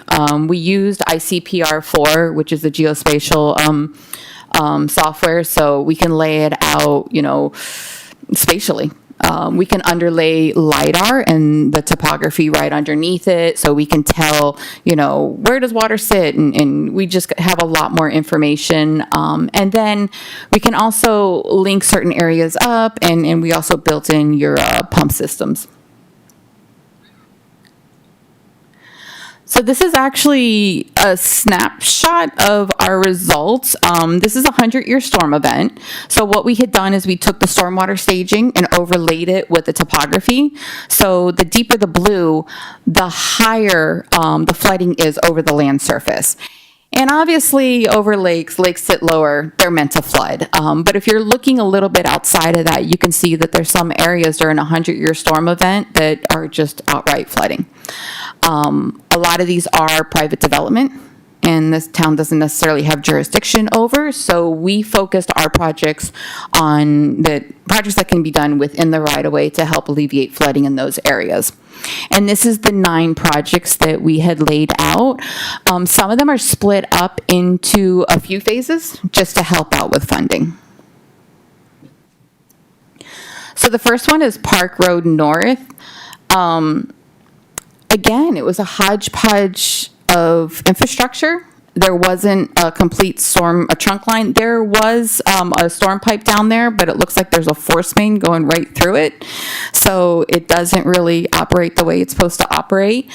Not a whole lot of catch basins. So just by putting in those points to collect water from the surface, and by putting in a trunk line that brings the water back to your pump station into the lake, I think will really help clear out this area. I mean, you've got the pump stations, but you don't necessarily have a conveyance back to the pump stations. This is the southern part. A lot of the same stuff, just having one conveyance system, bringing your stormwater back to your pump station and adding inlets. You guys had inlets in some weird spots. They weren't necessarily low spots. They were behind curbing. So I think by installing a more comprehensive system would really benefit and help clear out some of the stormwater, especially in these smaller events. And this is the far south side of Park Road. Between this project and the one before, there is a leg that we're not proposing anything, because it's my understanding that you guys are constructing a system right now with a pump station over there. So even though we saw flooding in that area, we skipped it over because you're currently addressing it. But, the same thing. Just more catch basins and bringing the water back and bringing it back to that pump station. This was the area where we actually saw a lot of catch basins just in weird spots. Again, behind curbing, there's a blockage going to the catch basin. So 31st, we broke it up into 2 different projects. And again, just a trunk line bringing water back to Carolina Street and then connecting there so it can make its way back to the lake. And this is the north section. Again, we broke this out. We were trying to keep our projects somewhere between an average of $1 million. And then that way you guys can budget out about $1 million a year to do these projects. So moving on to the west side was a little bit easier to deal with. You guys had higher elevations, so you had more soil capacity. So this is where exfiltration trench would perform a lot better. So again, more connectivity through the area. This would actually connect you back to the lake right there, and I think a lot of exfiltration trench would really help out in this area. And right next to it, again, we try to break everything up for funding. But again, installing exfiltration trench and just creating more of that connectivity. And exfiltration trench works great. It cleans your water and it creates storage underground. They do tend to clog up over the years, but if you have a great maintenance plan, they can last you for a really long time. So going on to 52nd, 52nd was a little bit different. You have a little bit more green space on the side. So in addition to exfiltration trench, I think some swales would really benefit you guys, especially in those smaller storm events. And we saw a lot of flooding in 36 Court, this one little leg.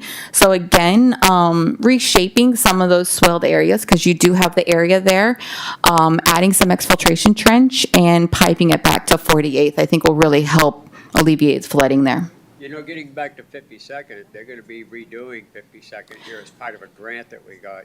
Right, but I think it was only the very south portion of it. I don't think it included everything, and I don't think that included swales, if I'm mistaken. No. Okay. So in other words, I would keep going with it.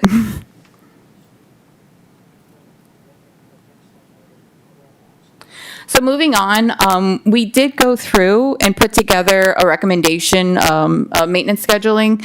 So, and this is also a part of your MS4 permitting. You guys should be doing this anyway.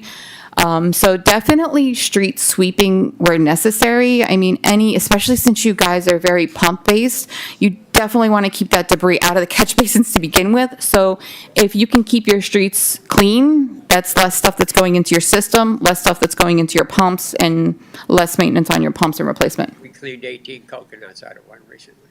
Mm-hmm. Don't ask me how to get through that grate that big, but they do. Oh, water bottles. It's always a water bottle. Yeah. So, catch basin maintenance, definitely recommend catch basins and pipe flushing once a year. You get a lot of sediment down there, winds up in the pipes, winds up clogging everything up. And then if you start installing exfiltration trench, it becomes even more important. Recommend inspections at least once a year. And as you're going through those inspections, looking for repairs and catch basins and pipes that need to be made, and going through and doing that. And then your pump maintenance, just making sure that your pumps are operating. As I was telling Stanley earlier, you guys already have your stormwater network in GIS. And right now it's just pipes and inlets, but there is an opportunity. We're seeing with a lot of other cities, what they're doing is implementing their operation and maintenance scheduling into their GIS. So they can track which catch basins have been cleaned and when, so you know where you need to hit and going back and forth. So you can even get really high tech, and there's field applications with GIS now where you can do a lot of this in the field. So as your guys are cleaning out your catch basins, they can mark that particular catch basin was cleared out, and then you guys have a record of it. It also is kind of nice when you do your MS4 permitting, because you just print out your report and you're good to go. So the capital improvement plan development, we went through all 9 of these projects. We came up with a ranking system as far as importance, just to kind of help develop, a schedule for you guys. You want to address the more important projects first, and so forth. So we ranked them. This is the ranking system that we came up with. It's based on our hydraulic analysis. So the worst it was flooding. As you can see, you have mostly 5, so they were all pretty bad. But then it goes down to, treating your water quality, the observed flooding. Observed flooding from us, we drove your streets during rainy season, and as well as what staff had told us were areas that you were having problems.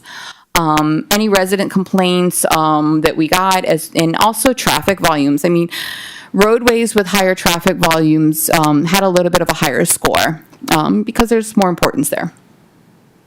Also, while we were developing the capital improvement plan, we did build in your operation and maintenance cost as well as your equipment replacement. So it's pretty comprehensive. So this is it, the grand finale.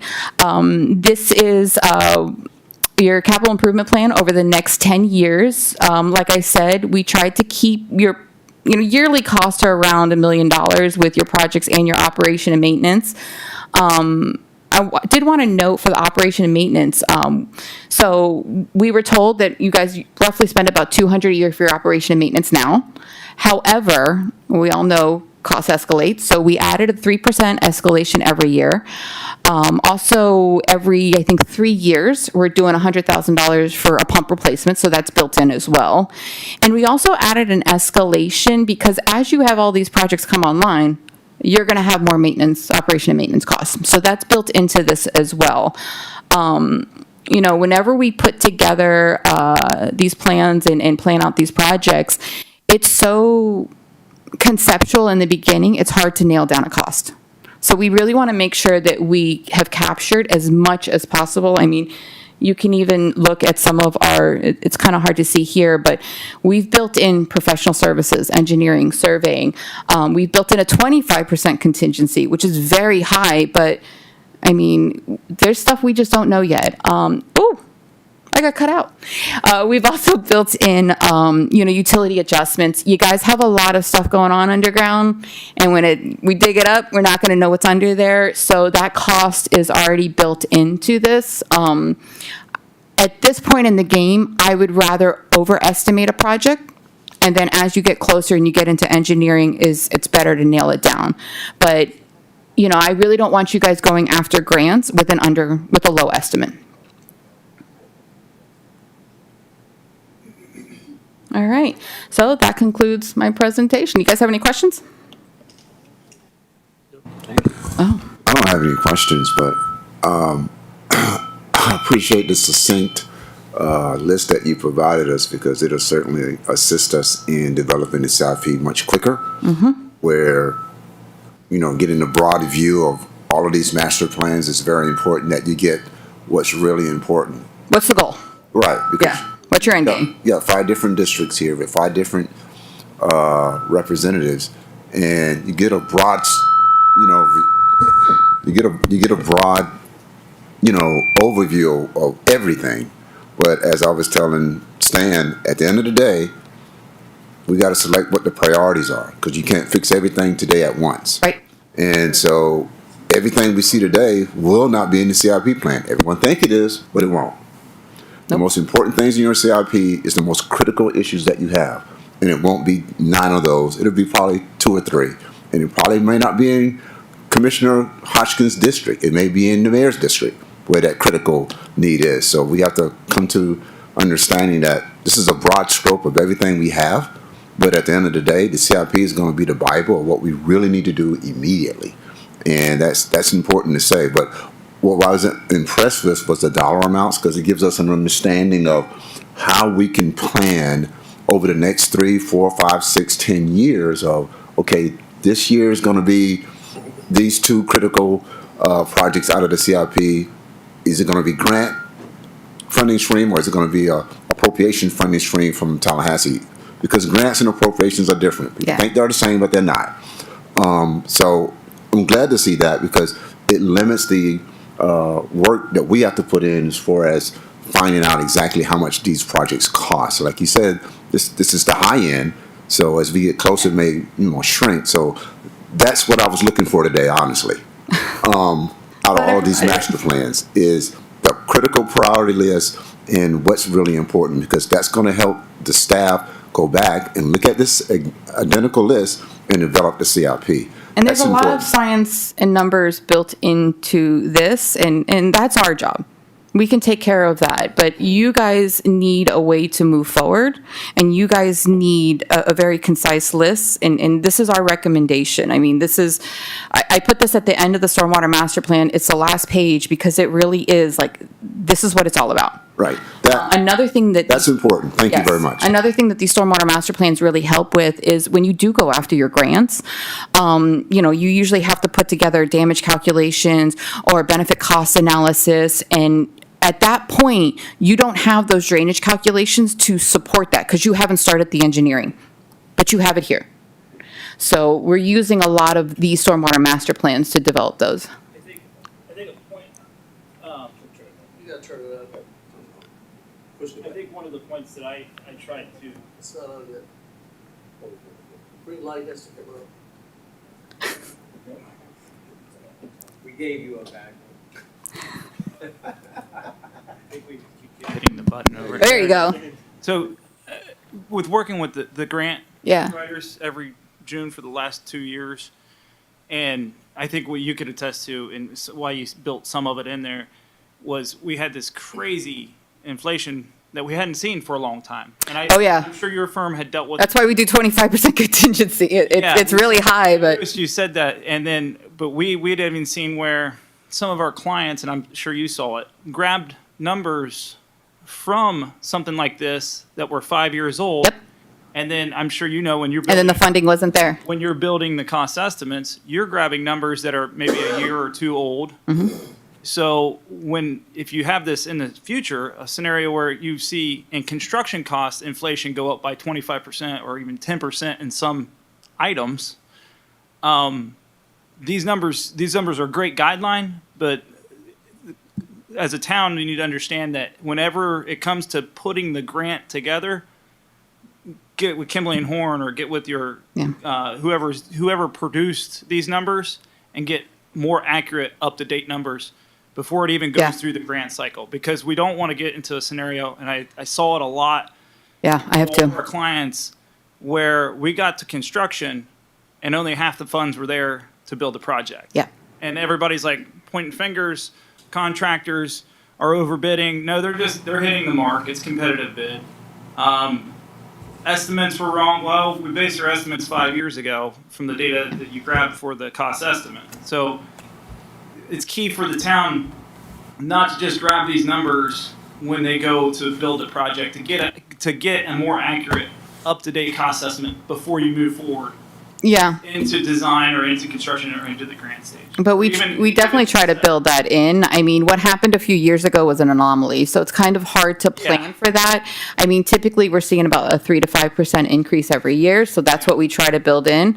But yeah, if you have a spike like that, it's definitely grounds to go back and reassess before you go in for your grant. We've definitely see where funds fall short a little bit during a project. Yeah, I like how you put that together. Yeah. It's a good outline. Only, like last week where there are no grants.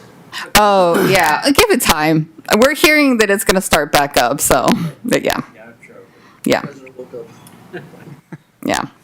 It's just part of the cycle.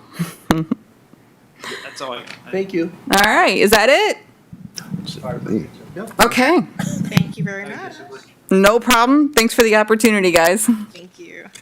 And then we're going to switch over to 5.3, vulnerability assessment.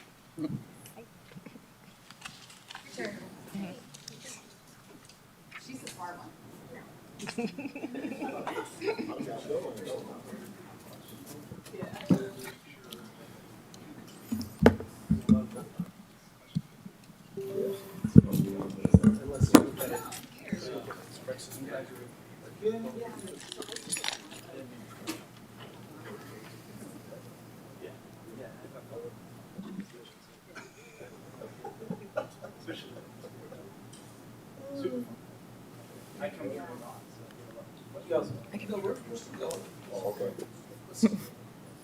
Think we're missing one. Oh, I think you stepped up. I think the city attorney ran away. Pardon? Did he run away? No, he's coming back. Okay. We can Okay. keep moving there. Okay. Okay. Let's, yeah. Good afternoon. My name is Giselle Gutierrez. I'm a civil analyst with Kimley-Horn, and I worked on the Town of Pembroke Park's vulnerability assessment. I started this project about a year ago, and now it's at its final phase with FDEP. So a little background on what Resilient Florida program is and how this project was funded. It was established in 2021. It's actually Florida's largest investment in something like this. The goal of this is to enhance the ability of a community to prepare for different flooding risks, like rainfall-induced flooding, storm surge, tidal flooding, and so on. And this program is split into planning grants, such as this vulnerability assessment, and implementation grants, which, I'll go into. Now, the objective of this vulnerability assessment, or VA as I call it, identify the flood risks for critical assets throughout the town in different scenarios, in current and in future conditions. So I did this by looking at available data and identifying the flood depth in these scenarios, then evaluating the severity of the flooding to each critical asset, and then assigning a risk for each asset in each scenario. And then finally, using all this information to identify focus areas where future implementation grants can be implemented. So An overview of this project, these are kind of the steps that we did. The first was collecting all the data of the town. So this included critical assets, elevation data, flood scenario data, analyzing if there were any data gaps that we needed to rectify before we actually got into the analysis. And then once we collected our inventory of everything, we moved on to the exposure analysis, followed by the sensitivity analysis, and then again looking at focus areas, and finally putting this all together into a report. So the first step, again, was collecting the data. FDEP has a standardized list of what is considered a critical asset. So the first is transportation assets and evacuation routes. So these are bus stops, roadways, a railroad, followed by critical infrastructure, such as pump stations. The third is community and emergency facilities, such as your town hall, schools, affordable public housing, and then finally, natural, cultural, and historical resources, such as parks and surface waters. And I worked with Tiffany and her team to get their information and also incorporate it into our inventory. The second group of data was the topographic data. So this is the elevation data of the town. And then finally, the flood scenario data as it relates to tidal flooding, storm surge. We specifically looked at Category 5 storm, and rainfall-induced flooding for the 100-year and 500-year events. And then we also have to look at it in current conditions and in future conditions, as well as a compound event where we actually combined the 100-year rainfall with tidal flooding. So there was a total of 25 scenarios that we looked at. So after we got all of our information, we created a series of maps where we mapped out each scenario and intersected them with our inventory of critical assets. So this is an example of one. This is all the critical assets that are impacted during a current storm surge event, or a Category 5 hurricane. So we did this iteratively for all 25 scenarios. I didn't present them all here, but I think you may have them digitally. Then finally, we did a sensitivity analysis. So the steps for this were to understand the critical elevation of an asset. So this could be the finished floor elevation of a building, it could be the control panel of a pump station. And then we looked at determining what the elevation was. So we looked through as-builts, we looked at the topographic data that we had, and assigned a critical elevation for each asset. And then finally, we classified a risk based on the flood depth that the asset experienced. So we separated it into low, medium, high, and created tables for each asset type and all the scenarios as columns, as you can see there. And then we translated this information from a table onto a map. So we laid out all the assets that we collected, assigned them a value, and color-coded them by the risk that we classified them as. So this is an example of the asset risk in a king tide with a 2040 condition applied. Then finally, we identified focus areas where we thought could benefit from adaptation strategies and into the future into implementation grants. So using the amount of critical assets that we saw were repeatedly vulnerable in these scenarios, as well as the Stormwater Master Plan, we delineated these focus areas. Now, the unique thing about this VA is it doesn't really go into specifics like a stormwater master plan or a wastewater master plan. We kind of keep it vague. So when you do go into implementation grants, you can kind of apply for more specific things and just have this as a backup that we looked at it. We looked at the flooding conditions in each scenario, and you could apply. Now, we separated the adaptation plans into short-term and long-term. So for short-term, we looked at deployable flood barriers, dry flood proofing, backflow preventers, and a stormwater maintenance programs update. That's another unique thing with this VA. You can recommend ordinances or laws or programs that you can incorporate as a town. And then for long-term, we suggested enhancing your green and gray stormwater infrastructure, doing a business case evaluation, incorporating an FFE ordinance, and then finally elevating infrastructure. So then when you do go into, for example, for an implementation grant, such as the swales that Tiffany suggested, you can use this as backup where we said, we suggested to enhance your green and gray stormwater infrastructure, so you can use that to tee up for the grants and get funding. And now finally, we're in the final phase. We incorporated all of our tables and maps. I don't know where the, oh, there. We incorporated it into one big report, and it's now at FDEP's hands, and we should be expecting approval within the next month or so. We haven't gotten any comments back, and we've been following up, but it should be here. That's it. You have any questions? I'm turning that way. Does anyone have any questions? Chandler?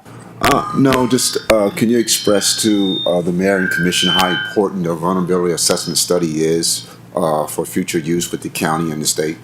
Yeah, so the unique thing with the VA is we look at, not just in current conditions, we look at 2040, 2070, and you can see with the intensified storms that we've had and how repeatedly the town is experiencing flooding, something like this is really important to ultimately get funding for solutions like that the Stormwater Master Plan recommended or the Wastewater Master Plan. So this just is a big tee up to future projects like that. My last question is, some of that was first responder research that you did. Is that important as well if you're looking at like law enforcement, grants, et cetera?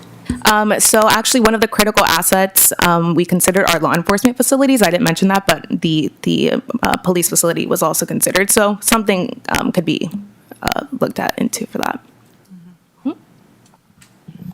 Question. Yeah. Oh, Sorry, I was talking to your colleague. yes. But I wanted to make sure. Dan, if you're gonna speak, you Yeah, need to sorry. make sure the public can hear you. Sorry. Yeah, your colleague and I were just talking about the GIS aspects of the work that you did and how valuable it is, and the ways that we could bring all this together into the town's GIS system. So you guys can go to one spot and you can see the sewer pipe networks and the water and the storm networks and the sanitary gravity sewers and force mains and lift stations, all that housed in one location in your GIS. And your colleague was explaining how we could possibly do that, and I think you and I had talked about it. So I just wanted to let the town know that Kimley-Horn and Keith Associates, we worked really hard to bring a lot of data together, and there's one last key thing where we can bring both studies, have them kind of come in and merge a lot of this information into the town's GIS system. So it's the information is right there at your hand to click at to see on a map and on a surface where these things are and how to identify and how to scope projects moving forward. So Great idea. yeah, if well, I'll probably talk to Stanley more about bringing all that together and getting all this information together. No, anytime we get like real-time information, Yeah. in case of any type of emergency or even every day. And how, considering she with her capabilities in GIS, it's basically just me handing my CAD files and my modeling files over to her, and then getting Kimley-Horn to transfer all that and get it into your GIS system. But that's something that maybe I can talk to Stanley and we can talk to you, and if you guys would like to pursue that, there's something that we could hit that might be missed if we move forward and just put these things to the side. You get what I'm saying? So just wanted to hit on that. Yeah. Boatload of money for one penny. I can't believe it. That's it, man. That's it. Ask a question or direction for staff. All right. Yeah, Dan, no, the GIS is a good idea. In fact, the data that you have, of course, we'll use to build our GIS system and use with our work order and assessment management platform we're looking to, endeavor upon, if I may say. But I do want to make sure, Mayor and Commission, that you guys do know that Giselle's last presentation at your workshop was very important. That was part of the last task to complete, this first portion of the grant with DEP. They are currently reviewing Giselle's report. That presentation was crucial in doing that review, and once we get that approval, we'll be done with phase one. But I would like for you, Giselle, to inform us about phase two. Yes. And kind of talk about that a little bit. Yes, so for phase two, the implementation grants, the grant cycle opens up July 1st to September 1st. So we can definitely help you look at how to incorporate what we found from this study and from the Stormwater Master Plan and how we can actually apply for more specific projects. There's a dashboard too, if you're just curious on the Resilient Florida implementation projects, and you could see a map of all the projects going on. There's pump station retrofitting, there's regrading swales, there's a bunch of projects, so I think you guys could definitely benefit from that. Just FYI, our, Silver type issues, you know? Yeah. just, All in one package.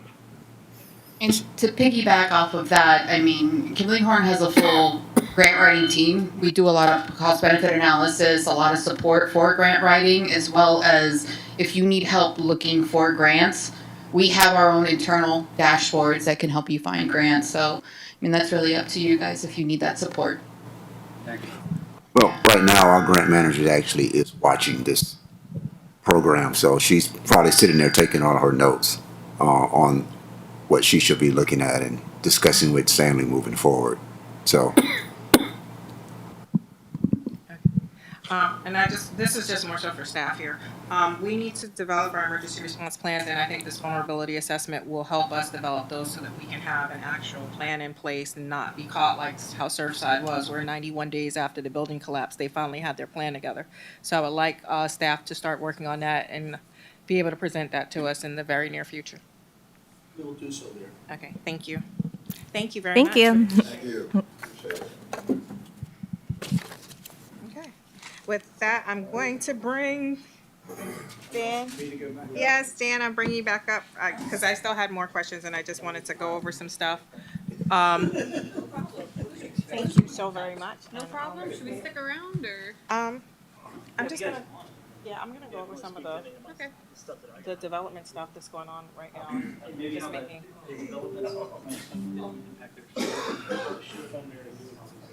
Word adjournment, Cynthia? No, I'm bringing Dan back up, sorry. Yeah. Which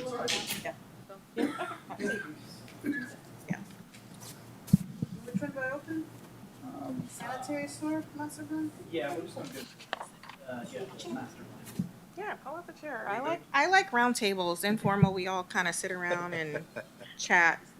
Even over Well, there, we have a women's network group, Okay. and that was one of the things we did. Oh, perfect. Like, don't sit in the back, sit at the table. Yes. And get up there. Yeah, I'm notorious for sitting in the back, because I like to sneak out. When it's not my meetings, I like to sneak out.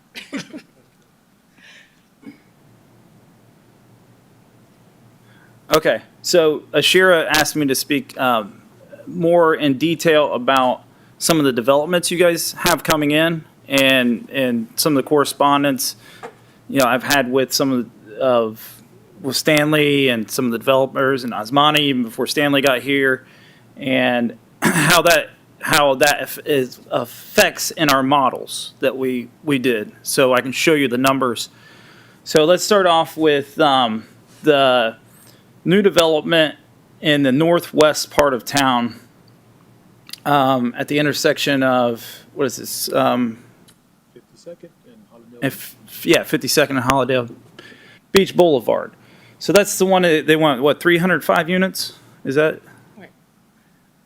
Oh, right here, Yeah. the old Pinnacle Oak site. That I'm not sure It's about. in the neighborhood. Yeah. Well, originally the one I had heard almost 2 months ago was they wanted 350. So I don't know where it's at now, because I'm not their engineer, and I just work for you guys, and then I'm not in the loop and in the meetings with these people. I think it's your file that does it, because it didn't happen with the Kimley. It worked out one time. One time it's it, but it's only. It went over to your part. But what I want to get to is my model results. I was hoping to speak to that. Well, we have our printouts here. Yeah. Well, those aren't the actual. I was going to show you the model. No, it was in the book. It was in the. Spreadsheet. I wanted to show you, and I might be able to just speak to it just by showing you the location on the map. Sure. I'll get up here and show you just off the top of my head, and then you guys can cross-reference the model data in the spreadsheet. So what you're seeing here is you got this development area coming in here. And I was told 350, so that's about 50 units per acre. That's why I put the model, pegged it at, because it looked like you guys might give a variance for 350. So as I'm throwing this model together here in the last 6 months, I was like, okay, well, 350, I'll just put the high end of the model at 350 density, 50 units per acre, and I built a model out for these open areas that I'm hearing that might be developed. When I did that to the model, I checked your gravity sewer in the model, and right now, these sewer lines right here along Hallandale Beach Boulevard and going across Hallandale Beach Boulevard and working back toward 52nd Avenue, these lines are at capacity or above capacity in the model data. When I plug this development in, they're already at full pipe, so they go above full pipe. Like you're starting to surcharge lines in the model. What it actually does and what the model says, you have to get real time out there, real data. But if your model's indicating that you're going to be surcharging before you even do this development, you may need to talk to your developer and see how this goes. And at some point, the developer, their engineer had contacted me because you guys were in a large transition period, and he was just trying to get some answers of how this is going, at what they need to do. So they were talking about actually building their own lift station. But then we get into that scenario, okay, we already have 48 lift stations. Do we need another lift station when this one's 200 feet away? No. Let's talk to the developer. This is all my opinion and how to maybe work this project into a buildable project for both the developer and the town.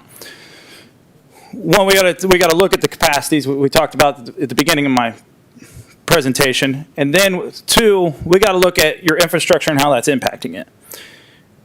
So I explained to the developer, hey, these pipes are going to be surcharging if you guys get in there. The town is redoing this lift station right now. So building a new lift station when you're already redesigning and building a new lift station here doesn't make sense. So I said to the developer, I said, hey, maybe you propose to streamline this and make it faster for you guys. And I wasn't speaking for the town, I'm just speaking an opinion to the developer and his engineer, was that they proposed to you guys to change these pipes from 8-inch to 12-inch via, there's contractors out there who will do some pipe bursting, and they can go that diameter difference from 8 to 12. So you don't have to dig up these streets, and they can put 8 or 12-inch for this run, 12-inch in there, 12-inch in there, 12-inch in there. That brings your capacities well down below 100% again once this is built. So you got capacity in the future for all these flows in the south coming up, hitting this and going out. So that's just one of the stuff from the master plan that you guys can utilize when you're working with the developers and trying to get an understanding of what the impacts are of them coming in, and how them coming in impacts you, and how the developer and you can work together to make it work for everyone. It saves them having to build a lift station, and it saves you guys, they might pay for the cost for the impacts. And everybody wins because they aren't building a lift station, you guys are already building it, and then they're contributing to, hey, let's cost share here and get this thing turned around. When it goes beyond that lift station, you're going back to a smaller line. Once it gets to this lift station, it's falling in the wet well, and then we're pumping it out. And then that goes also back to the model. How's that impacting this force main before it gets to the county? Exactly. And then that speaks to the original part of my presentation. How is that impacting our capacity and our abilities, your contracts with Hollywood for treatment and your treatment capacities? Which also then full circle comes back to, how do we get that I&I taken out of the system so we have a more realistic view of how much you actually need in capacity? So yeah, the mayor just wanted me to come back up and hit on, I know this development is a hot topic. There's 3 other developments like this in the town, and I can keep going and extrapolate on those. But this here was my off the cuff and my working diligently for 2 years on your system and putting in the gravity sewer. These are actual gravity sewer models with working gravity sewer in it, where I put the point load at that manhole or even back here, and I can see what it does to the rest of that system moving forward and cleaving out through the force main. So that's the capacity you guys have. So when somebody comes to you for development, you guys have the capacity to see, pinpoint really closely how that's going to impact you. So understand when these developers come in, you know, get a hold of one of your engineering firms, grab this model. This model can be shared with Keith Associates, Kimley-Horn, us, any of your other engineering firms. These models can be transferred. Any one of them you pick on can go through these models and update them and give you those analysis of how that might impact your system. And then that gives you your bargaining points back to the contractors and the developer and their engineers. Okay, let's work for something that's beneficial to both the town and to you. Let's not build extra infrastructure that you guys will end up taking on that's completely unnecessary because you have another lift station right here. Does that make sense? Now, on the county line and 56 property, where the lines are smaller, with that new development that's trying to go in. Ooh. Is that the end of town? Todd said the pipes were smaller because it was the end of the property? The end of the town? That's a completely different scenario. Let me, for some reason, I think that's actually on page 14. If you guys open to 14, you'll be able to see it. Yeah. But for some reason, 14 is not coming up. I don't know why. But I can walk you through. Here we go. So page 14, down on the southwest corner, you guys have a development here. They want to put in, again, Dan, yeah. I don't mean to cut you off. That development, they're gonna tap into the county system. Yeah, and that's what Ashira speaks to Todd. They have a good working relationship over the last like 20 years. So, and then and then sometimes I know what Ashira and Todd have been talking about. Sometimes I don't, but he walks her through a lot and guides her through a lot of stuff. So from what I understand, Stanley, in speaking to your point, is that the developers came in here and he's saying, okay, we don't know if this is a real for sure thing that you guys have going on here. And I think, Stanley, you and I identified that maybe this segment isn't even in there, this segment going out to this lot. Does that make sense? Yeah, we did, when I first got here, had a good conversation. Yeah. About that area there. You know, that situation going on there, I'm not sure if you guys went out there to confirm that it's out there, or? Well, like when I alluded to, when we built this atlas out, we were just grabbing stuff out. You guys have barrels full of old maps up on the 4th floor. So we went in and we literally were taking these old barrels and scanning, and we got everything into files, and you guys have those files now. So when I was building this, Aleem and I said, Aleem, we don't have the budget. I can't go through and survey every one of these manholes throughout the whole town. I said, there's not enough money for that. And just to kind of jump in,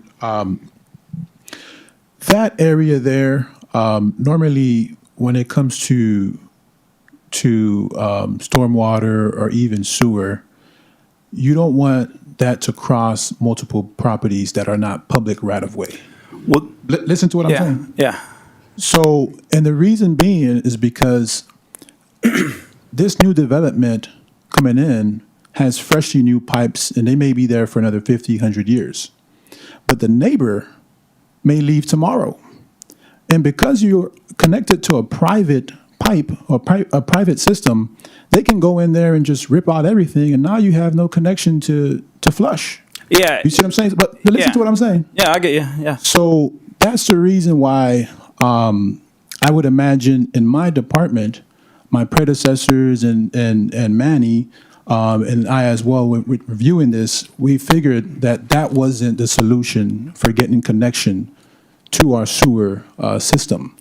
But the best solution for that location there, which has been already done and taken Yeah. care of for Ecos, Okay. is to connect to the county, and that's already been completed. So, Okay, yeah. That's already been approved, and they're proceeding with that. Yeah, like I said, I don't know what you guys have agreed on. I'm just speaking to what the study has done and then give you some options and some opinions, you know, to appease, like, this is an open table, so that's why, you know, I thank you for your insight and letting me know that this is already a done deal. So, yeah, so they're tying into the county over here. So, when I was building the model out, this is also something to understand in the model now. When I built the model out, that decision hadn't been made yet about them tying in here. So when I built the model, all that flow from that new development was actually going to this and going out. So the model needs to be, understand that moving forward, the model was built for that, and if you're figuring out what your flows are, going back to that lift station 17, we need to pull that out of the model because you're giving that to the county now. Does that make sense? Yep, no, that makes sense. Okay, and that's why this roundtable is very good, because things like that, where things had literally been changing in the last couple of months, that, you know, decisions are getting made but not getting transferred back, and then things are getting put in model, and then the model's not quite as accurate where it needs to be. So, all right, so that speaks for that area. You guys have made that decision. So we will, in the future, in the update in 5 years, if you guys choose us to do the update, we will cut that out of the model and be cognizant. So if you share this with Kimley-Horn or anybody else, that needs to be, those loads need to be taken out of the model. And the projection, the 20 unit and 50 unit per acre projection for empty space. Does that make sense?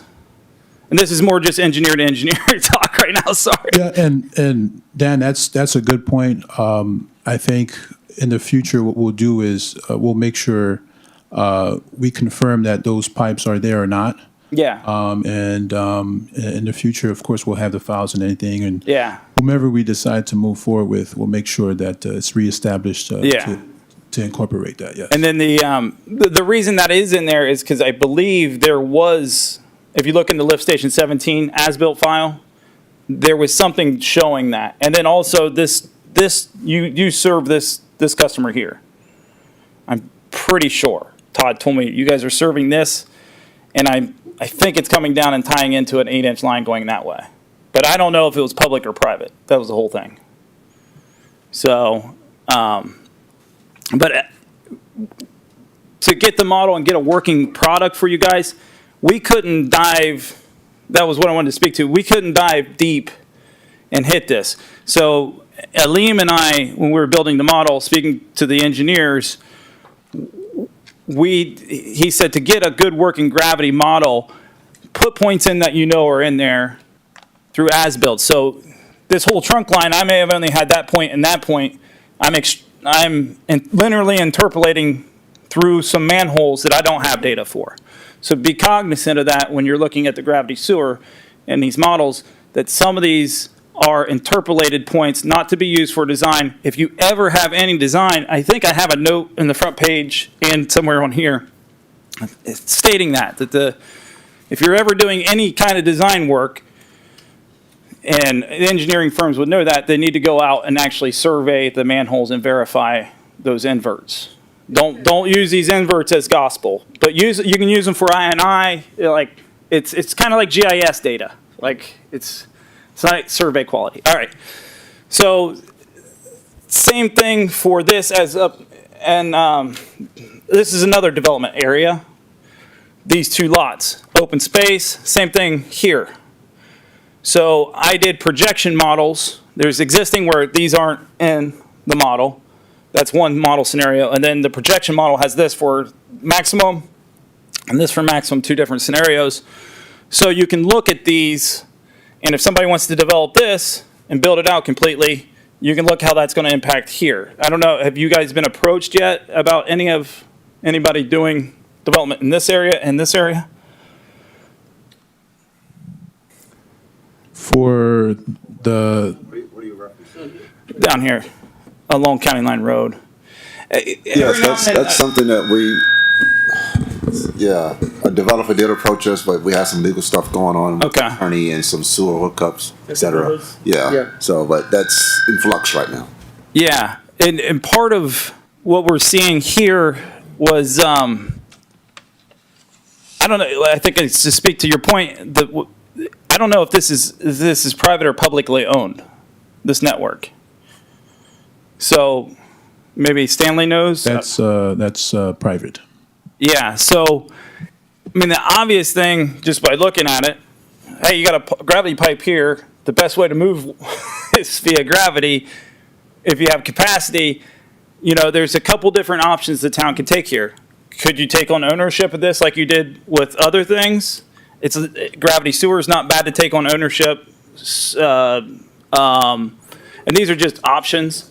You gotta get sued on this. Yeah, Could you move to your next, yeah. because No, we have that's some fine. other stuff going on with that particular property. I Yeah. think it'd be best that we not speak about that. Okay, no, that's fine. Right now. Yeah, it's just the mayor was asking me to speak some of the development areas, so I said, yeah, I can speak to it. From what I know, and again, I can't speak for the town, so I don't know. Oh, no, there's some. Yeah, I don't know, it's just stuff No, that I know. I'll refer to the attorney, No, we don't need it. but, Yeah, you know, we don't want to discuss. yeah, all right. I think those other two areas, Commissioners would be nice to know. Some of us, you know. yeah, yeah, I wanted to speak to more of the technical aspects and the options you may have technically to move forward. You know, nothing set in stone, so. If there's anything else, any other development areas, technical aspects, that options you may have, I can speak to those, and Stanley and I can maybe speak to those without getting into a thing that would legally make you culpable for anything. So, anybody else? I think we're good. I think we discussed most of the major developments that's coming through the pipeline right now. Okay. That I'm aware of. I'm gonna say Yeah. that because like I know they've cleared that property twice, but I haven't heard of anything actually happening other than they knocked down that $350,000 brand new house that never got a CO. Yeah, So yeah, I don't know. I don't either. Only thing I can speak to is the model and the options you guys might have and some scenarios I know of from past clients in past municipalities of where they've worked with developers and made things work. So, Okay. Okay. So, does anyone else have any questions of Dan? Because I just wanted him to cover some of those things so that we're all mindful as these projects are coming through and whether or not we have the capacity to be able to do it, because people come in with their wonderful developments to our city all the time. But the fact that it has an impact on us and then we're subsidizing the bills, we need to be mindful of that before we're approving it, what impacts it has, not only on our drainage system, wastewater system, and things that are like, but also what impacts it has on our school system. So I just want to make sure that the commissioners are aware of it, other than seeing, you know, a brand new shiny building. So that's why I kind of wanted you to come and discuss that, so that everybody would be on the same page and knowing that it's not just seeing a nice new property, it's about all the stuff that's in the ground that Yeah. it's going to tie into. So with that, I thank you, Dan. yeah, you're welcome. And I look forward, I want to actually put on the record that I would like to schedule another roundtable like this, more roundtable-ish though, not. So that we, yeah, it's like a, yeah, not oblong, no. I want a more roundtable-ish where we kind of sit down and hash it out and go over things. I do want to have one with our grant team, as well as with our engineers, because I want to kind of bring that together so that we're all on the same page, because we're at these conferences, you're going up this week, and we're meeting people, and we have the ability to pitch our projects to them, but unfortunately, if the commissioners don't know what they're pitching, we're kind of like, well, I'm going to have my staff call you. And they're like, okay, yeah, okay, well, whatever. And nobody ever follows up versus having the conversation with them where we can present the projects in our town and what our needs are so that we know what we're talking about when we're up there talking to people. And so I want to schedule that in the very near future, like within the next month, for our grant team. And also, we never did finish our Live Local and adopting a plan for our Live Local, so we were supposed to be getting that presented as well. And then we need to discuss some of the stuff that's going on right now with the climate change. I am scheduling a meeting, an environmental committee meeting with like all the mayors where I'm having a roundtable discussion, and we're bringing in folks from the state and from the federal government, as well as funding sources, so that we can have a conversation on trying to move some of these projects forward. So, Cynthia, I'm gonna ask that you put that on a schedule as soon as possible, see what our team's availability is, so that we can have those meetings. Because I think this was definitely a better presentation than the 10 minutes you guys were, 20 minutes. Check everybody's availability. If we have to do two separate ones, it's fine. You want the lobbyists and Lobbyists, the grant writers and the engineering team back together. And then also we need to do the Live Local. Because we've been having the conversation, but we need to actually adopt something as well. As far as, because I mean, like, we're literally looking at a 10-story building where our maximum height in the city is 7. So Yeah. it's like, hey, yeah, we're developing something outside of our everything. So we need to have those conversations. Can I speak to one ahead. last thing? Yes. For you guys, I didn't do the CIP implementation. If you look in my master plan, I have a conclusion, and I have bullet pointed projects, because I want you guys to be able to go through and get with us or get with whomever and pick out which projects you want, because that may vary as people come into the town. So I couldn't really do like a long-term schedule like you guys did. And I do love doing that. I did it once for a client, and like they just never meet it, and different developments come in. It's easier to do that with stormwater. Stormwater, it's well known that with the sanitary, you don't know what's coming in next, so you don't know which project you want to grab. So that's why I want to take some time and sit with Stanley and Chandler, and we work together on those list of projects and pick out what you want to put in your CIP. So those are just, and then once we do that, then we do the cost estimate. So the cost estimate's up to date, and we're not doubling up time on cost estimates. Okay. Sounds good. All right, thanks. thank you. Thanks. Sorry for taking so much of your time. No. Thank you very much, because I was going to keep you on the phone for hours and hours asking this of you, and I think it's better to have it on the record so that everybody's on the same page, because, I mean, you guys caught some more stuff. He caught some more stuff from both of you guys' presentations, so it wouldn't have been fair for me not to share that. So thank you, and there are no comments, right? We can adjourn? Okay, perfect. Okay. Thank you. All in favor? Aye. Meeting adjourned at 12:37. Thank you so much, everyone. Thank you.